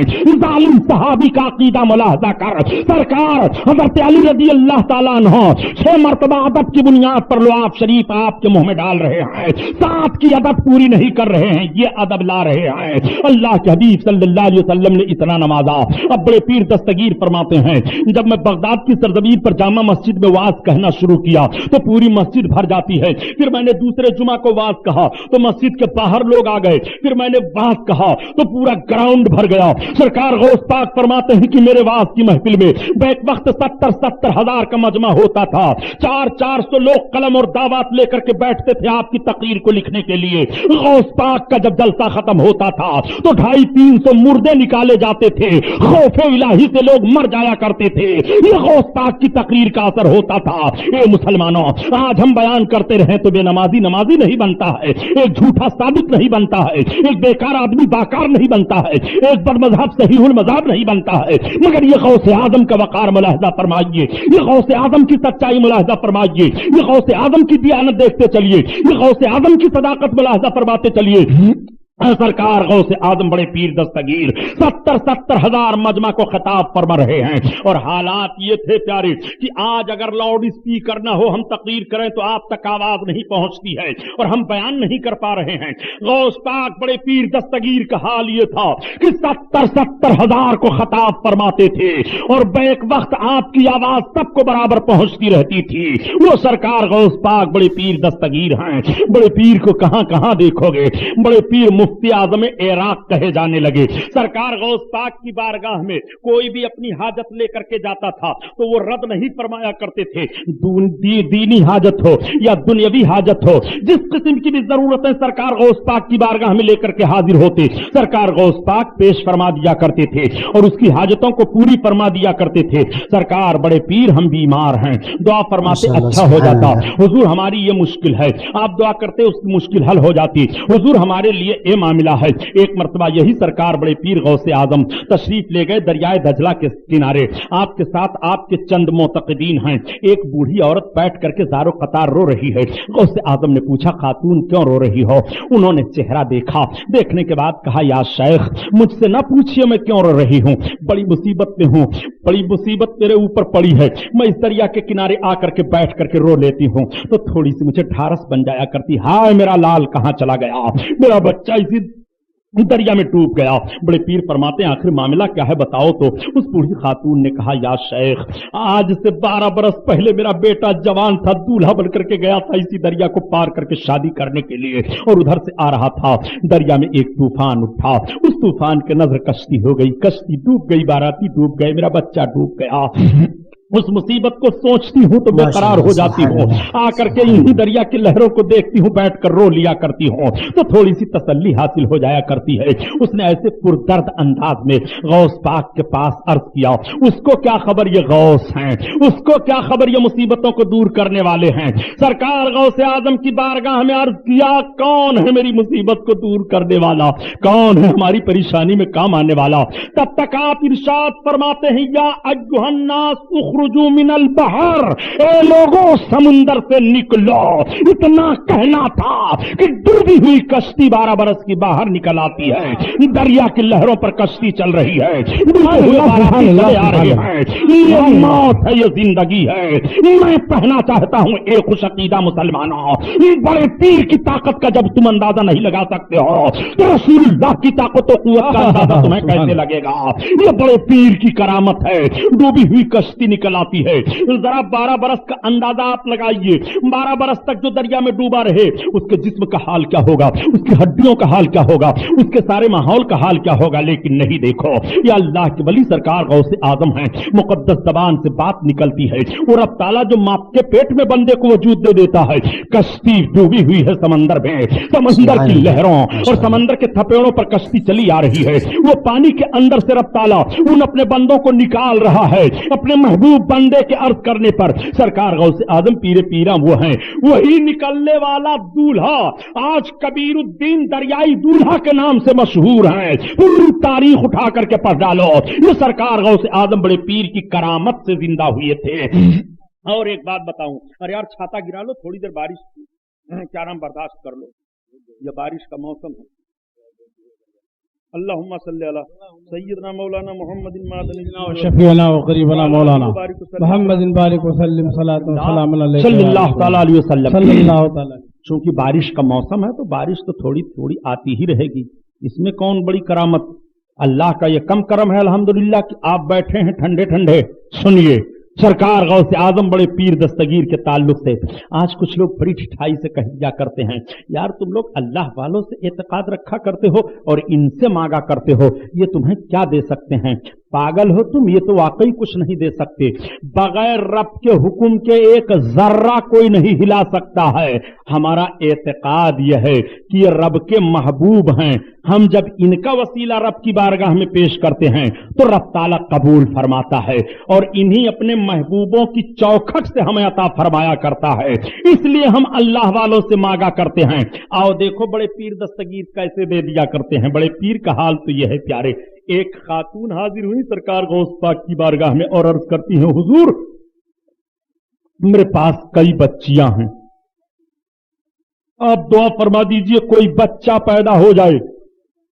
آپ نے فرمایا جاؤ پھر تمہارے گھر بچے کی پیدائش ہوگی. چلی آئیں, پھر بچی کی پیدائش ہوئی. لوگوں نے جا کر کے عرض کیا حضور آپ نے جس خاتون کے تعلق سے کہا تھا اور وہ بھی سادات گھرانے کی, ان کے وہاں پھر بچی کی پیدائش ہوئی ہے. سرکار غوث پاک فرماتے ہیں جاؤ اس بچی کو لے آؤ. جب اس بچی کو لے کر کے بڑے پیر کی بارگاہ میں حاضر ہوئے, سرکار غوث اعظم کی گود میں ایک کپڑے میں لپیٹ کر کے اس بچی کو دیا.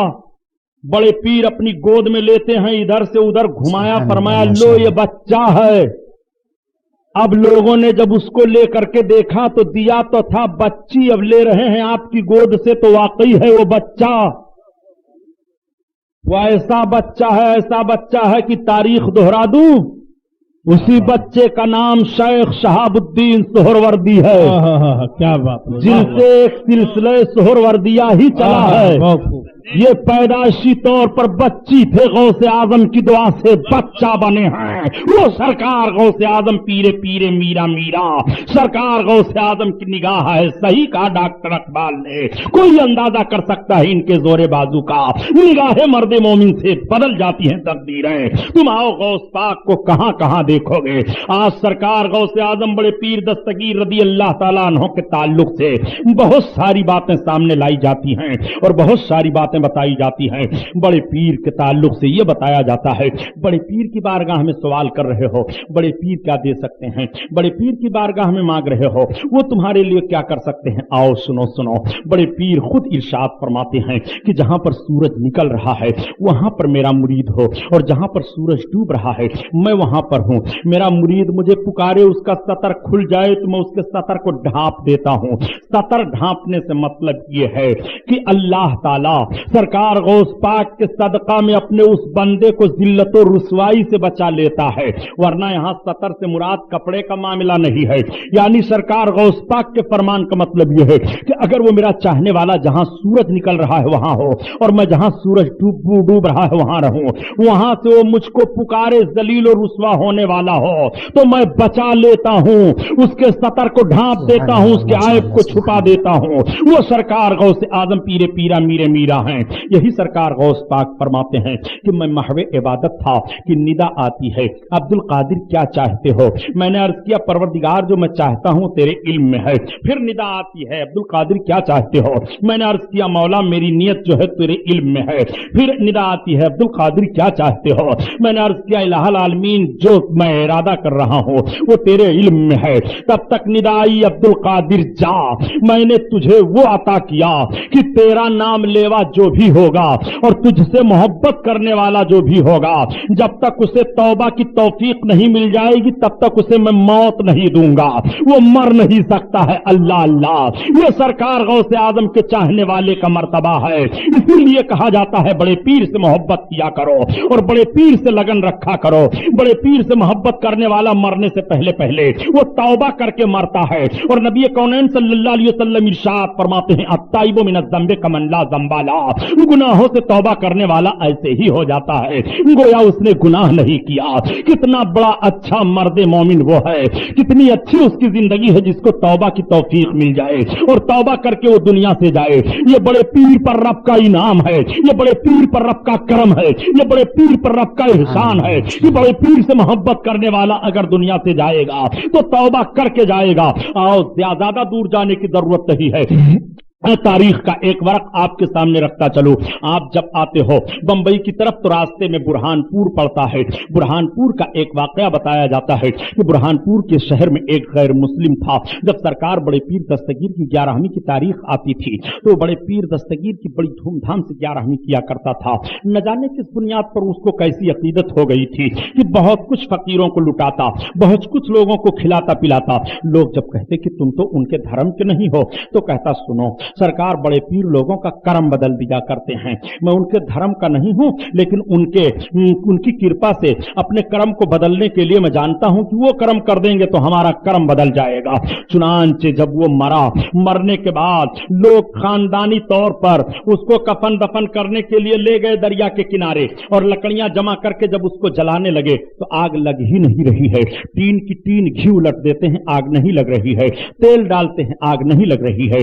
لوگوں نے کہا یہ تو مہا پاپی ہے، اس کو اگن ماتا کھا ہی نہیں رہی ہے، اس لیے اس کو دریا میں ڈال دو۔ چنانچہ اٹھا کر کے اس کے لوگوں نے اس کو دریا میں ڈال دیا۔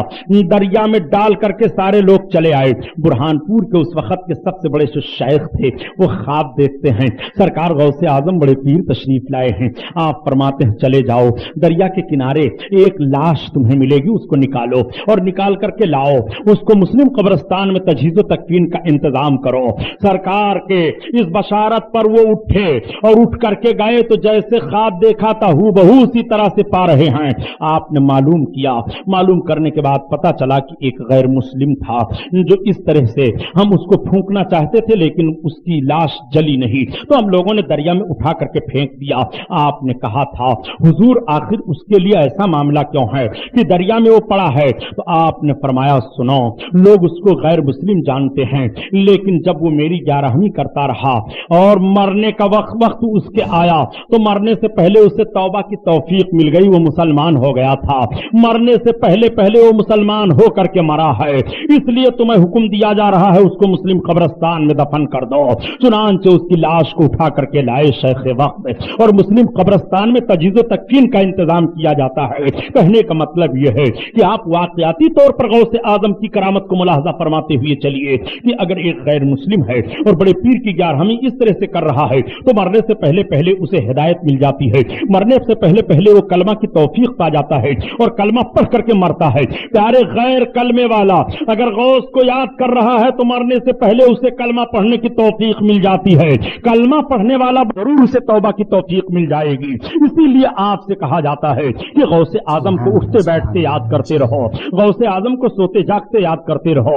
غوث کا نام جہاں لیا جاتا ہے اس آبادی سے وبا کی بیماریاں دور کر دی جاتی ہیں، غوث اعظم کا نام جہاں لیا جاتا ہے وہاں سے پریشانیاں ختم کر دی جاتی ہیں، غربت و افلاس کا جنازہ نکل جاتا ہے۔ چنانچہ دور جانے کی ضرورت نہیں ہے۔ تاریخ کا ایک ورق اور آپ کے سامنے رکھتا ہوا چلو یہی مبارک پور جو اعظم گڑھ ضلع میں ہے، آج جہاں مبارک پور میں اہل سنت و جماعت کی بڑی عظیم یونیورسٹی عربی ہے، اشرفیہ دارالعلوم، حضور حافظ ملت رحمت اللہ تعالی علیہ اس کے بانی ہیں۔ حضور حافظ ملت رحمت اللہ تعالی علیہ کے پاس ایک آدمی آیا، بڑا غریب تھا، غربت و افلاس کا مارا ہوا تھا، وہ رونے لگا۔ آپ فرماتے ہیں کیوں رو رہے ہو؟ اس نے عرض کیا حضور میں بڑا غریب ہوں، مجھے کوئی عمل بتا دیجئے، مجھے کوئی طریقہ وظیفہ بتا دیجئے جس کو میں کروں اور سرکار میری غربت دور ہو جائے۔ تو سرکار حافظ ملت علیہ رحمت الرضوان فرماتے ہیں کہ تم کچھ کما سکتے ہو کہ نہیں؟ اس نے کہا حضور کچھ تو کما ہی لیتا ہوں۔ آپ نے ارشاد فرمایا تو جاؤ تم ہر مہینے کی 11 تاریخ چاند کی تم غوث پاک کی 11ویں کیا کرنا، جو تمہارے اندر وسعت ہو، 1 پیسے 2 پیسے 1 آنے 2 آنے کی، اس حیثیت سے جاؤ تم۔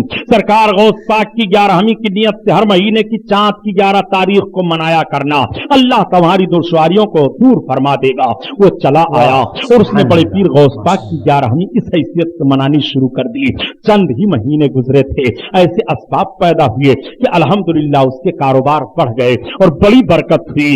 جب رمضان شریف کا مہینہ آیا اور قاری غلام یحییٰ صاحب مرحوم چندہ کرنے کے لیے گئے تو اس نے زکوٰۃ نکال کر کے اور لا کر کے دے دیا۔ کہا حضور ابھی تو ہمارے مال پر ہولان ہول نہیں گزرا ہے، لیکن میں پہلے ہی میرے مال اگر ہولان ہول گزر جائے تو زکوٰۃ کی اتنی رقم نکل رہی ہے، پہلے ہی میں اتنا چندہ آپ کو پیش کر رہا ہوں۔ قاری یحییٰ صاحب لے کر کے چلے آئے، مہینہ پورا ہو گیا تھا، سال گزر گیا، اس نے جوڑا اپنے مال پر تو زکوٰۃ کی اور رقم نکلی۔ سرکار حافظ ملت کی بارگاہ میں حاضر ہوا، اس نے عرض کیا حضور قاری غلام یحییٰ صاحب چندہ کرنے کے لیے گئے تھے تو میں نے ان کو چندہ دے دیا تھا، لیکن جب میں نے اپنے مال کا حساب لگایا تو زکوٰۃ کی اتنی رقم اور ہو رہی تھی، یہ میں لے کر کے چندہ آیا ہوں، یہ لے لیجئے۔ سرکار حافظ ملت فرماتے ہیں تم وہی تو ہو جو آج سے کئی مہینہ پہلے آئے تھے اور اپنے غربت و افلاس کی شکایت کر رہے تھے۔ اس نے عرض کیا سرکار میں وہی ہوں، لیکن آپ نے جو مجھے غوث پاک بڑے پیر کا وظیفہ بتا دیا تھا 11ویں کرنے کا، میں وہی 11ویں کر رہا ہوں، تو اللہ تعالیٰ نے کرم فرما دیا، آج میں زکوٰۃ کی رقم لے کر کے آیا ہوں۔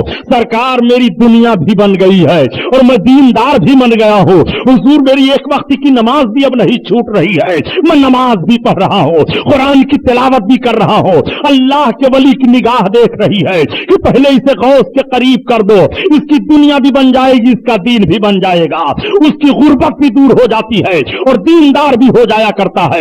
یہ سرکار غوث اعظم کا فیض و کرم ہے، اسی لیے آپ کو دعوت دی جاتی ہے ولیوں کے دامن کو نہ چھوڑنا، ولیوں کے قربت سے دور نہ ہونا، ولیوں کے ماحول سے بھاگنا نہیں۔ خدا کی قسم ان کی طاقت و قوت دنیا میں بھی کام آتی ہے اور ان کا سہارا انشاءاللہ قیامت میں بھی آپ کے لیے کام دے گا۔ ان کے فیض و برکات سے آپ قیامت میں مستفیض ہوں گے۔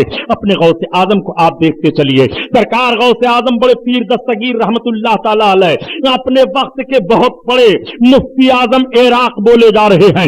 آپ کو غوث پاک کب سے کہا جانے لگا؟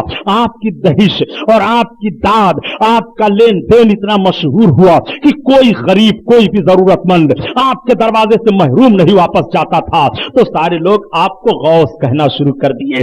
غوث کا مطلب یہ होता है बहुत ज्यादा देने वाला। अलगौस मस्दर है, उलमा समझेंगे, जिसका मतलब होता है मदद करने वाला, लेकिन कभी कभी मस्दर फाइल के माना में इस्तेमाल किया जाता है। अब जब यहां किसी की तरफ गौस कह दिया गया और मस्दर को अलम की तरफ लेकर के निस्बत इसकी जाई गई, तो अब यहां माना हो रहा है बहुत ज्यादा मदद करने वाला। सरकार गौस आजम हर मोड़ पर मदद फरमा रहे हैं। अब आपको गौस कहा जाने लगा।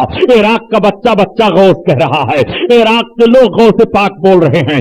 आज भी जमाना 861 बरस गुजर गया है। बगदाद की सरजमीन पर शेख जीलानी आज भी आपको कहा जा रहा है। सवारी वालों को कह दो शेख के मजार पर लेकर के चलो, गौस पाक के मजार पर वो सवारी दौड़ाता हुआ लेकर के चला जा रहा है। वो सरकार गौस आजम बड़े पीर दस्तगीर रदी अल्लाह ताला अन्हु हैं। सरकार गौस आजम एक मर्तबा अपनी खानकाह में तकरीर कर रहे थे और सरकार के मेराज शरीफ को बयान फरमा रहे थे बड़े पीर दस्तगीर। तब तक एक यहूदी पहुंच गया, वो खड़े होकर के सुनने लगा। सरकार गौसे आजम बयान फरमा रहे थे कि हमारे सरकार की मेराज हुई और मेरे आका इतने वक्त में अर्श आजम पर गए, लामका में गए, जन्नत देखा, दोजख देखा, ये देखा, वो देखा, सारी कैफियत आप बयान फरमाते चले आ रहे हैं। आप फरमाते हैं इतने वक्त में गए कि जंजीर हिलती रही, बिस्तर गर्म रहा।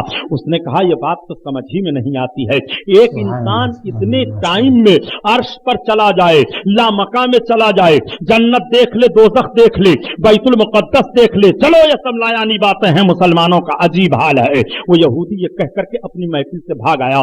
रास्ते में आ रहा था, मछली खरीद लिया, ले गया अपनी बेगम को दिया। बेगम कहाँ? हाँ, कहा ये मछली ले लो और इसको तैयार करो। कहा ठीक है, ये सूत है, इतनी सूत काट लूं, उसके बाद मैं मछली तैयार कर देती हूँ, आप कहीं और जाएंगे? कहा जाना तो नहीं था, लेकिन अगर तुम्हें फुर्सत नहीं है तो मेरी नियत है लाओ मैं दरियाए दजला में जाऊं, कुछ कराओ। चुनांचे वो गुस्ल करने के लिए चल पड़ा और गया, कपड़े उतारा। जैसे दरिया में गर्मी शिद्दत की पड़ रही थी, डुबकी लगाया और डुबकी लगाकर बाहर निकलता है तो अब देखता है ना वो दरिया है, ना वो मेरा कपड़ा है, ना वो पाट है, ना वो धार है, ना वो मैं हूं, एक आदमी से एक लड़की बन चुका हूं। अब यही सोच रहा है, महवे हैरत है कि तब तक एक शहजादा घोड़े पर सवार होकर के आया और अपने घोड़े को वहीं डाल दिया पानी पीने के लिए। उसने देखा कि दरिया में थोड़ी दूर पर बहुत हसीन जमील एक लड़की है। उसको कहा बाहर आ जाओ। उसने कहा पहले कपड़े भेजो अपने, मैं सतर को छुपा लूं। इसने अपनी चादर को फेंक दिया, सतर को छुपाई, बाहर आ गई, अपने घोड़े पर बैठाया, अपने महल में ले गया, रानी बना करके रखा, बच्चे पैदा हुए, निकाह किया, क्या क्या मामला हुआ। एक मर्तबा फिर उसने सोचा लाओ चलो दरिया में सफर, दरिया में गुस्ल कराऊं। आ करके अपने कपड़े को उतार दिया। उतारने के बाद दरिया में डुबकी लगाई। डुबकी लगाने के बाद जब सर बाहर निकाला तो देखा वही दरिया है, वही मेरा कपड़ा है, वही मैं हूं।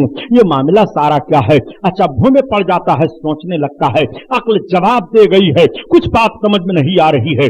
दरिया से निकल करके कपड़ा पहना और पहन करके आ करके पहुंचा तो देखता है कि मछली उसी तरह तड़प रही है, मेरी बीवी उसी तरह से सूत काट रही है। कहा बेगम अभी तुमने मछली नहीं तैयार की? कहा तुम रास्ते से तो नहीं लौट आए हो? कहा बेगम रास्ते से नहीं लौट करके आया हूं, बेगम बन चुका हूं, बच्चे जन चुका हूं, रानी बन करके महल में रह चुका हूं। कहा ये क्या पागलपन की बात कर रहे हो?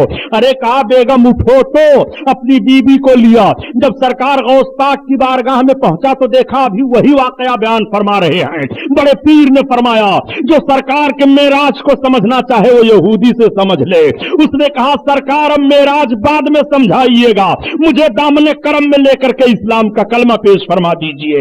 इस्लाम का कलमा पढ़ा, इस्लाम में दाखिल हो गया।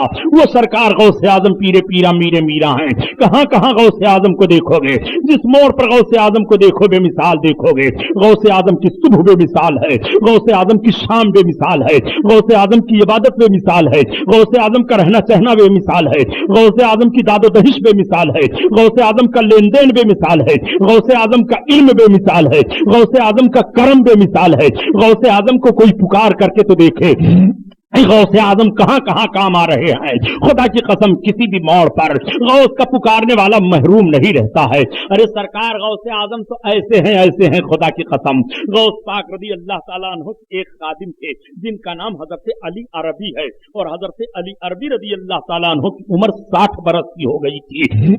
बड़े पीर दस्तगीर से एक रोज अर्ज करते हैं, रोने लगे। आपने फरमाया क्या बात है? अर्ज करते हैं हुजूर मैं बूढ़ा हो गया, बुढ़ापे की कोई लाठी नहीं है, मेरे घर में कोई चिराग नहीं है, आप दुआ फरमा दीजिए अल्लाह मुझे कोई औलाद अता फरमा दे। सरकार बड़े पीर दस्तगीर फरमाते हैं जाओ, मेरी पुश्त में मेरी आखिरी औलाद थी, मेरा आखिरी बेटा था, आओ तुम इधर से आओ, अपनी पुश्त को मेरी पुश्त से मिला दो।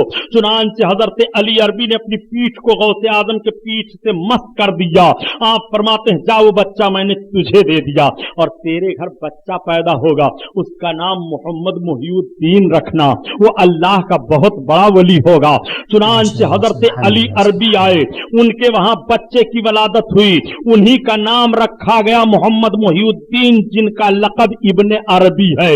आज भी इब्ने अरबी की पेशीन गोइयां मशहूर हैं, जो कयामत तक होने वाली बहुत सारी चीजों की आपने निशानदेही फरमाई है, वो हजरत इब्ने अरबी हैं, जो सरकार गौसे आजम की दुआ से पैदा हो रहे हैं। और बड़े पीर फरमाते हैं इनका नाम मोहम्मद रखना, इनका नाम मुहिउद्दीन रखना, मेरे नाम पर रखना, ये अल्लाह का बहुत बड़ा वली होगा। मैं आपसे पूछता हूं ए मुसलमानों, सरकार गौसे आजम की अता का हाल यह है, तो रसूलुल्लाह की अता का हाल क्या होगा? जब वली अल्लाह इस तरह अता फरमा सकते हैं तो रसूलुल्लाह के करम की बारिश कैसी होगी?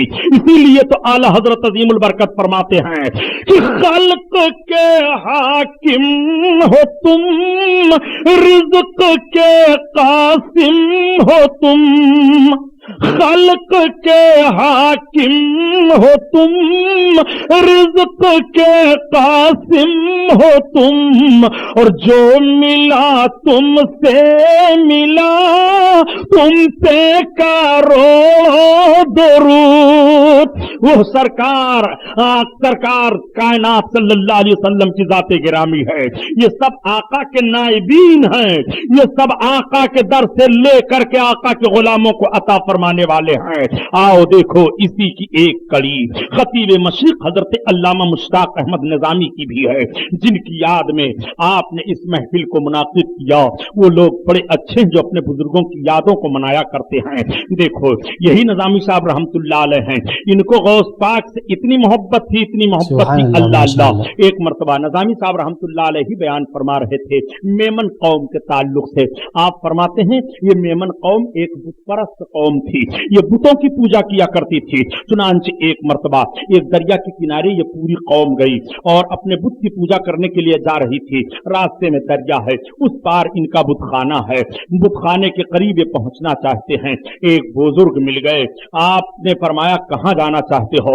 उन लोगों ने कहा बाबा बता दो इधर कोई कश्ती है। कहा आखिर मामला क्या है? कहा वो देखो दरिया के उधर जो बुतखाना है, हम वहां जाना चाहते हैं, हम इबादत करेंगे। कहा अगर यही बुतखाना चला आए तो? कहा यह कैसे हो सकता है? कहा तुम सब अपनी आंखें बंद करो। वो लोग आंख बंद कर लेते हैं, कहा खोलो, देख रहे हैं तो दरिया के उस पार का बुतखाना इसी पार मौजूद है। लोगों ने कहा बाबा ये कैसे हो गया? अब हमें इजाजत दीजिए, हम आप ही की इबादत करें। कहा नहीं, ना हमारी इबादत करो, ना बुतखाने की इबादत करो, उसकी इबादत करो जिसने तुम सबको पैदा किया है, हमें पैदा किया है। तो इस कौम के जो रईस थे और दानिश्वर थे, वो बड़े चालाक थे। उन्होंने देखा कि ये ऐसे बुजुर्ग हैं, इन्होंने इस तरह से कह दिया तो काम हो गया। तो उनका ये एतकाद था कि जो अपने मजहब से फिर जाता है वो गरीब हो जाता है और उसके हालात बिगड़ जाया करते हैं। तो उन लोगों ने सोचा कि देखो हम अपना मजहब अब छोड़ेंगे तो हम लाओ इनसे वादा कर ले। कहा बाबा ठीक है, हम आपका ही मजहब कबूल कर लेते हैं, लेकिन हम दो चीज का आपसे वादा ले रहे हैं।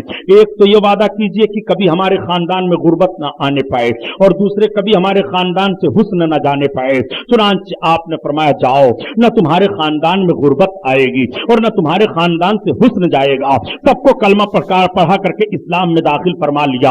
आज भी मेमन कौम गौसे आजम की बहुत मोतक़िद है, आज भी मेमन कौम बुजुर्गों को ज्यादा मानती है, इसलिए कि ये सरकार गौसे आजम की एक औलाद पर इस्लाम लाए हैं, उनके हाथ पर इन्होंने इस्लाम कबूल फरमाया है।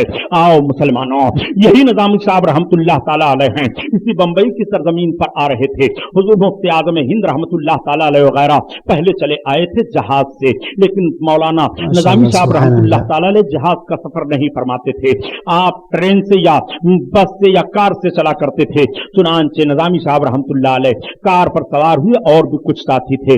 इस वाक़े को कारी नेमतुल्लाह साहब बयान कर रहे थे कि नजामी साहब ने अपनी जबान से इसको बयान किया है, लेकिन मैंने रिसाले में पढ़ा है। नजामी साहब रहमतुल्लाह ताला अलैह का मामला ये था कि वो और उनके साथी जिस कार पर बैठकर आ रहे थे, कार चल रही है, सरकार मुफ्ती आज़म हिंद रहमतुल्लाह ताला अलैह तशरीफ फरमा है बंबई अपने एक मोतक़िद के वहां। चुनांच हजरत मुफ्ती आज़म हिंद एक मोतक़िद जिनका नाम अब्दुल खालिक हशमती है, उनके वहां ठहरे हुए हैं। थोड़ी देर का अरसा गुजरा था कि मान हजरत मुफ्ती आज़म हिंद अपने हाथ को उठाते हैं और फरमाते हैं सारे लोग हाथ को उठाओ, दुआ करो मौलाना मुश्ताक निज़ामी को अल्लाह खैरियत से यहाँ पहुंचा दे, या अल्लाह गौस के सदका में मौलाना मुश्ताक निज़ामी को खैरियत से पहुंचा दे। निज़ामी साहब जब आ गए तो लोगों ने अर्ज किया कि निज़ामी साहब आपके लिए मुफ्ती आज़म हिंद ने फला वक्त दुआ की है, तो नज़ामी साहब की आंखें भीग गई। नज़ामी साहब रहमतुल्लाह अलैह बयान फरमाते हैं, सुनो, रास्ते में हम लोग आ रहे थे और हमारे कार के पहिए का जो वो होता है पार्ट, वो टूट चुका था। अगर थोड़ी दूर हम चलते तो पहिए का चाक वो पहिया निकल जाती और उसका चाक टूट चुका था। फिर हम एक खाई में होते, खंडाला घाट या कौन सा घाट, फिर कसारा घाट, फिर न जाने हम लोगों का हाल क्या होता कि अचानक कोई परिंदा आया और उसी पहिए में फंस गया, फड़फड़ाने लगा। ड्राइवर ने कार को रोक दिया और रोक करके जब देखा तो देखता क्या है कि पहिए का पार्ट टूटा हुआ है। फौरन उसने दुरुस्त करने के लिए कोशिश करना शुरू कर दिया। निज़ामी साहब कहते हैं ये वक्त था, लोग कहते हैं निज़ामी साहब जिस वक्त को आप बता रहे हो इसी वक्त पर हुजूर मुफ्ती आज़म हिंद आपके लिए दुआ फरमा रहे थे। ये अल्लाह के वली की निगाह है, ये सरकार गौसे आजम का करम है। मौलाना मुश्ताक निज़ामी रहमतुल्लाह ताला अलैह पर यही मौलाना मुश्ताक निज़ामी हैं। किसी मोड़ पर मौलाना मुश्ताक निज़ामी किसी बातिल से मरूब नहीं हुए। मौलाना निज़ामी साहब रहमतुल्लाह ताला अलैह हर मोड़ पर गौसे आजम को याद फरमाया करते थे, हर मोड़ पर गौसे आजम का नाम लिया करते थे। आज उनका नाम लिया जा रहा है। सरकार गौसे आजम का नाम लेवा रुस्वा नहीं होता है, सरकार गौसे आजम का नाम लेवा बदजन नहीं होता है, गौसे आजम का नाम लेवा इधर उधर परेशानियों में मुब्तला नहीं होता है। आज भी सरकार गौसे आजम के फयूज़ बरकत जारी सारी हैं प्यारे, और कयामत तक जारी और सारी रहेंगे। अगर आजमाइश करना चाहते हो तो जिस बात को भी लेकर के तुम गौस की बारगाह में इस्तिगासा पेश करो, देखो इंशाअल्लाह ताला तुम्हारी वो बात मुकम्मल हो जाती है कि नहीं, और तुम्हारी वो तमन्ना पूरी होती है कि नहीं। ये गौस का दरियाए करम है, यह ऐसा दरिया है कि इस दरिया में कोई कमी नहीं है, यह ऐसा समंदर है कि निकालते जाओ कोई कमी नहीं है। यह ऐसे करम की बारिश बरसा रहे हैं, इनके करम की बारिश में जो नहा जाएगा प्यारे वो सरफराज हो जाएगा दीनी हैसियत से और दुनियावी हैसियत से। वो सरकार पीरे पीरा मीरे मीरा हैं। आज बड़े पीर की 11वीं पर बड़ा एतराज कर दिया जाता है, और बदजात कौमें जिन्हें वहाबी और देवबंदी कहा जाता है वो कह दिया करते हैं माज़अल्लाह रफ़िल भी कि तुम गौस पाक के नाम पर मुर्गा कर रहे हो। ये कहां कुरान में साबित है? गौस पाक के नाम 11वीं कर रहे हो, ये कहां कुरान में साबित है? कहां किसी सहाबी ने गौस पाक के नाम पर कुर्बानी 11वीं की है और मुर्गा ज़िबह किया है? नादान हराम खोर, हर बात को तू कुरान में तलाश करता है। कुरान में तेरा मकान बनाना कहां से साबित है? कुरान में तू मुर्गा का गोश्त खरीद कर लाकर खाता है, कहां से साबित है? हर बात को तू कुरान ही से देखेगा। आज सुन सरकार गौसे आजम की 11वीं का मामला क्या है। 11वीं का मुर्गा गौस के नाम पर ज़िबह नहीं होता है, बल्कि 11वीं का मुर्गा रब के नाम पर ज़िबह होता है। ज़िबह रब के नाम पर किया जाता है, वसीले से गौस के खिलाया जाता है। मिसाल के तौर पर तू समझ ले, तू कहता है ये अकीके का जानवर है, ये कुर्बानी का जानवर है, ये मेरी शादी का जानवर है, ये मेरे शादी का खाना है। कहां जा रहे हो? वलीमे की दावत खाने जा रहा हूं। कहां जा रहे हो? शादी का खाना खाने जा रहा हूं। कहां जा रहे हो? कुर्बानी की दावत खाने जा रहा हूं। मैं पूछना चाहता हूं नादान, कुर्बानी के जानवर की निस्बत कुर्बानी की तरफ तू कर रहा है, मगर उसकी निस्बत हजरत इब्राहिम की तरफ की गई है। ज़िबह अल्लाह के नाम पर किया जाता है, जानवर की निस्बत हजरत इब्राहिम की तरफ है। कुर्बानी के जानवर की निस्बत निस्बत की जा रही है, उस निस्बत पर जरा गौर फरमा, तू कैसे खा रहा है। यूं ही जब तू वलीमा करता है तो शादी की तरफ जानवर की निस्बत की जाती है, लेकिन जानवर ज़िबह रब के नाम पर किया जाता है, अब उस जानवर का खाना जायज हो गया।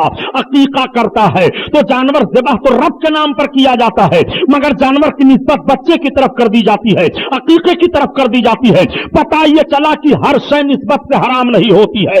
अगर हर चीज को तू निस्बत से हराम करार दे देगा तो तेरा जीना दुश्वार हो जाएगा। यूं ही कुर्बानी को समझ, वलीमा की दावत समझ और अकीके की दावत समझ। यूं ही जिन जानवरों की निस्बत अल्लाह वालों की तरफ की जाती है वो नजर के तौर पर की जाती है, नजराने के तौर पर की जाती है, उनका ज़बीहा रब के नाम पर होता है और बुजुर्गों के निस्बत से खाना होता है, इसलिए उनका खाना तबर्रुक है, उनके खाने में बरकत है, वो खाना नाजायज नहीं है, वो खाना हराम नहीं है। किस शरीयत से तुमने फतवा दे दिया है कि जो जानवर रब के नाम पर ज़िबा किया जाए वो जानवर खाना हराम हो जाता हो? नादान, तुमने कुरान की आयत को समझा नहीं है। जो तेरा मौलवी तुम्हें समझाता है वो उहिल्ला नहीं, वो उहिल्ला बिही लिगैरिल्लाह, जो गैरुल्लाह के नाम पर जानवर छोड़ा जाए तो कुफ्फारों का तरीका ये था कि वो गैरुल्लाह के नाम पर जानवर छोड़ते थे और गैरुल्लाह के नाम पर ज़िबा भी किया करते थे।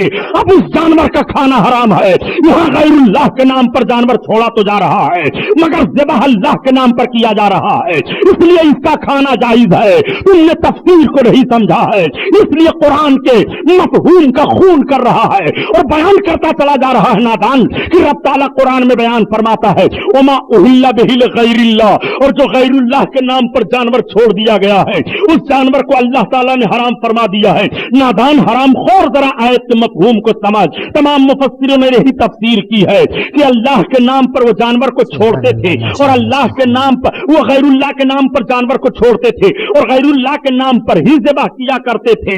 और यही पर साहिब जलालैन ने तफसीर भी की है,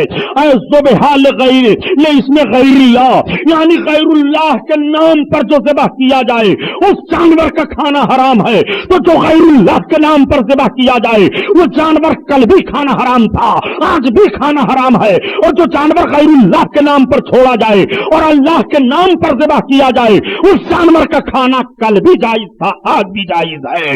यही मसला है, यही फतवा है। मसले की नौइयत को समझा करो।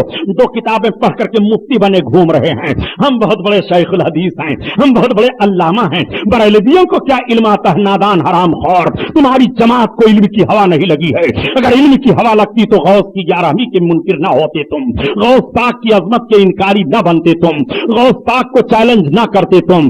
गौस आदम पीरे पीरा मीरे मीरा तो वो है, खुदा की कसम गौस ने जिस पर निगाह डाल दी है उसकी तकदीर बन गई है।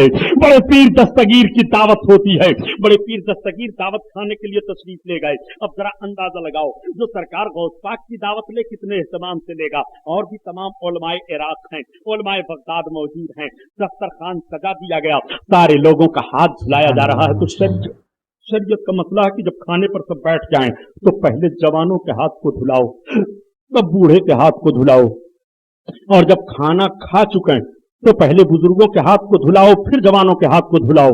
तरतीब यही है। उलमा बैठे इनसे मसला पूछो, मगर आप लोगों को क्या मसला वगैरह तो पूछने का मामला है नहीं, बस सारा नजला इमाम साहब पर उतरता है। इमाम साहब ऐसा है, इमाम साहब इस तरह से करता है, इमाम साहब आज चल रहा था तो पान खाए हुए था, इमाम साहब चल रहा था तो हंसता हुआ चल रहा था। नाम नमूद के ट्रस्टियों सुन लो, मैं किसी मस्जिद का इमाम नहीं हूं कि गम मुझे होगा कि आप निकाल दोगे। सुनो, हम लोग दर्शगाही हैं, इमामों पर तनकीदें मत किया करो, उनका लिहाज करो, उनकी कद्र किया करो। सबसे ज्यादा शैतान धोखा देता है कि अपने से अच्छे पर तुम गीबत करो, तनकीद करो, ताकि तुम्हारी नेकियां बर्बाद हो जाएं। फासिक फाजिर बने बैठे हैं, न जाने कैसा लिबास है, और कमेटी के सदर बना दिए गए हैं। हमारे उलमा भी बेचारे ऐसे हैं कि इनको सदर तस्लीम कर लेते हैं, ढेर चंदा देगा इसलिए इसको सदर मान दो। न जाने कहां कहां पैसा कमा करके लाया। आलिम साहब हम 50,000 देता है, पता चला कि शराब चलाते हैं, 50,000 लाए दे रहे हैं। आलिम साहब को इल्म नहीं है, उन्होंने ले लिया, बाद में पता चला ये तो ऐसा है। अब आलिम साहब भी कूसे जा रहे हैं, पूरी कमेटी कूसी जा रही है। सुनो, मस्जिद और मदरसे का सदर बनने के लिए बड़े ख्वाहिशमंद ना रहो, सदर सेक्रेटरी की एक हैसियत होती है। मस्जिद की जिम्मेदारी कबूल करना कोई आसान काम नहीं है। आओ देखो, मैं जो बात अर्ज करने जा रहा था, मसले की बात आ गई थी। सरकार गौसे आजम दस्तरखान पर बैठ गए, नौजवान उलमा के हाथ धुला दिए गए। आप सब में शेख हैं, सबसे बड़े हैं, अब आपका हाथ धुलाया जा रहा है। धुलाने वाला पानी डालता जा रहा है, आप हाथ धुलते जा रहे हैं। एक लोटा पानी खर्च हो गया, दूसरा लोटा भरा, पानी खर्च हो रहा है, तीसरा लोटा भरा, पानी खर्च हो रहा है, चौथा लोटा भरा, पानी खर्च हो रहा है, पांचवा लोटा भरा, पानी खर्च हो रहा है। वो डालता जा रहा है, कोई कुछ नहीं बोल रहा है। सरकार गौस पाक हाथ धुलते जा रहे हैं। जब पांचवें लोटे का पानी खत्म हुआ तो आपने फरमाया बस करो। अब सब लोग खाना खा लिए। खाना खाने के बाद जब फिर हाथ धुलाया गया तो कुछ लोगों ने अर्ज किया, हुजूर जब दावत में आप बैठे खाना खाने के लिए तो इतने सारे पानी से आपने हाथ धोया। सरकार गौस पाक मुस्कुरा पड़े। आप फरमाते हैं जो हाथ धुला रहा था, जब मैंने उसके ताल्लुक से देखा तो लौहे महफूज में देखा कि उसका नाम जहन्नमियों की फिहरिस्त में है। मुझको ये गवारा न हुआ कि अब्दुल कादिर का हाथ जो धुलाए उसका नाम जहन्नमियों की फिहरिस्त में हो। तो रब ताला की बारगाह में मैंने दुआ मांगनी शुरू की। मैं दुआ मांगता रहा।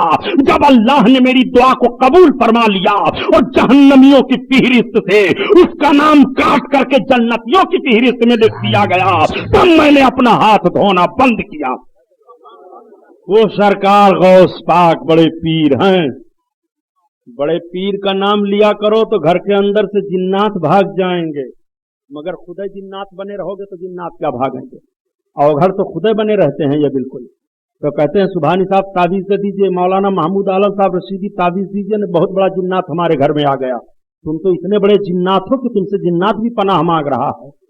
पहले अपने आप को गौर तो करो।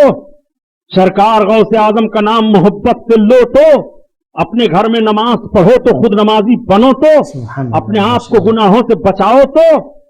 आज कहते हैं हमारे पास बड़ी औलादें हैं सुभानी साहब, क्या करूं, जरिए माश बड़ा कमजोर है।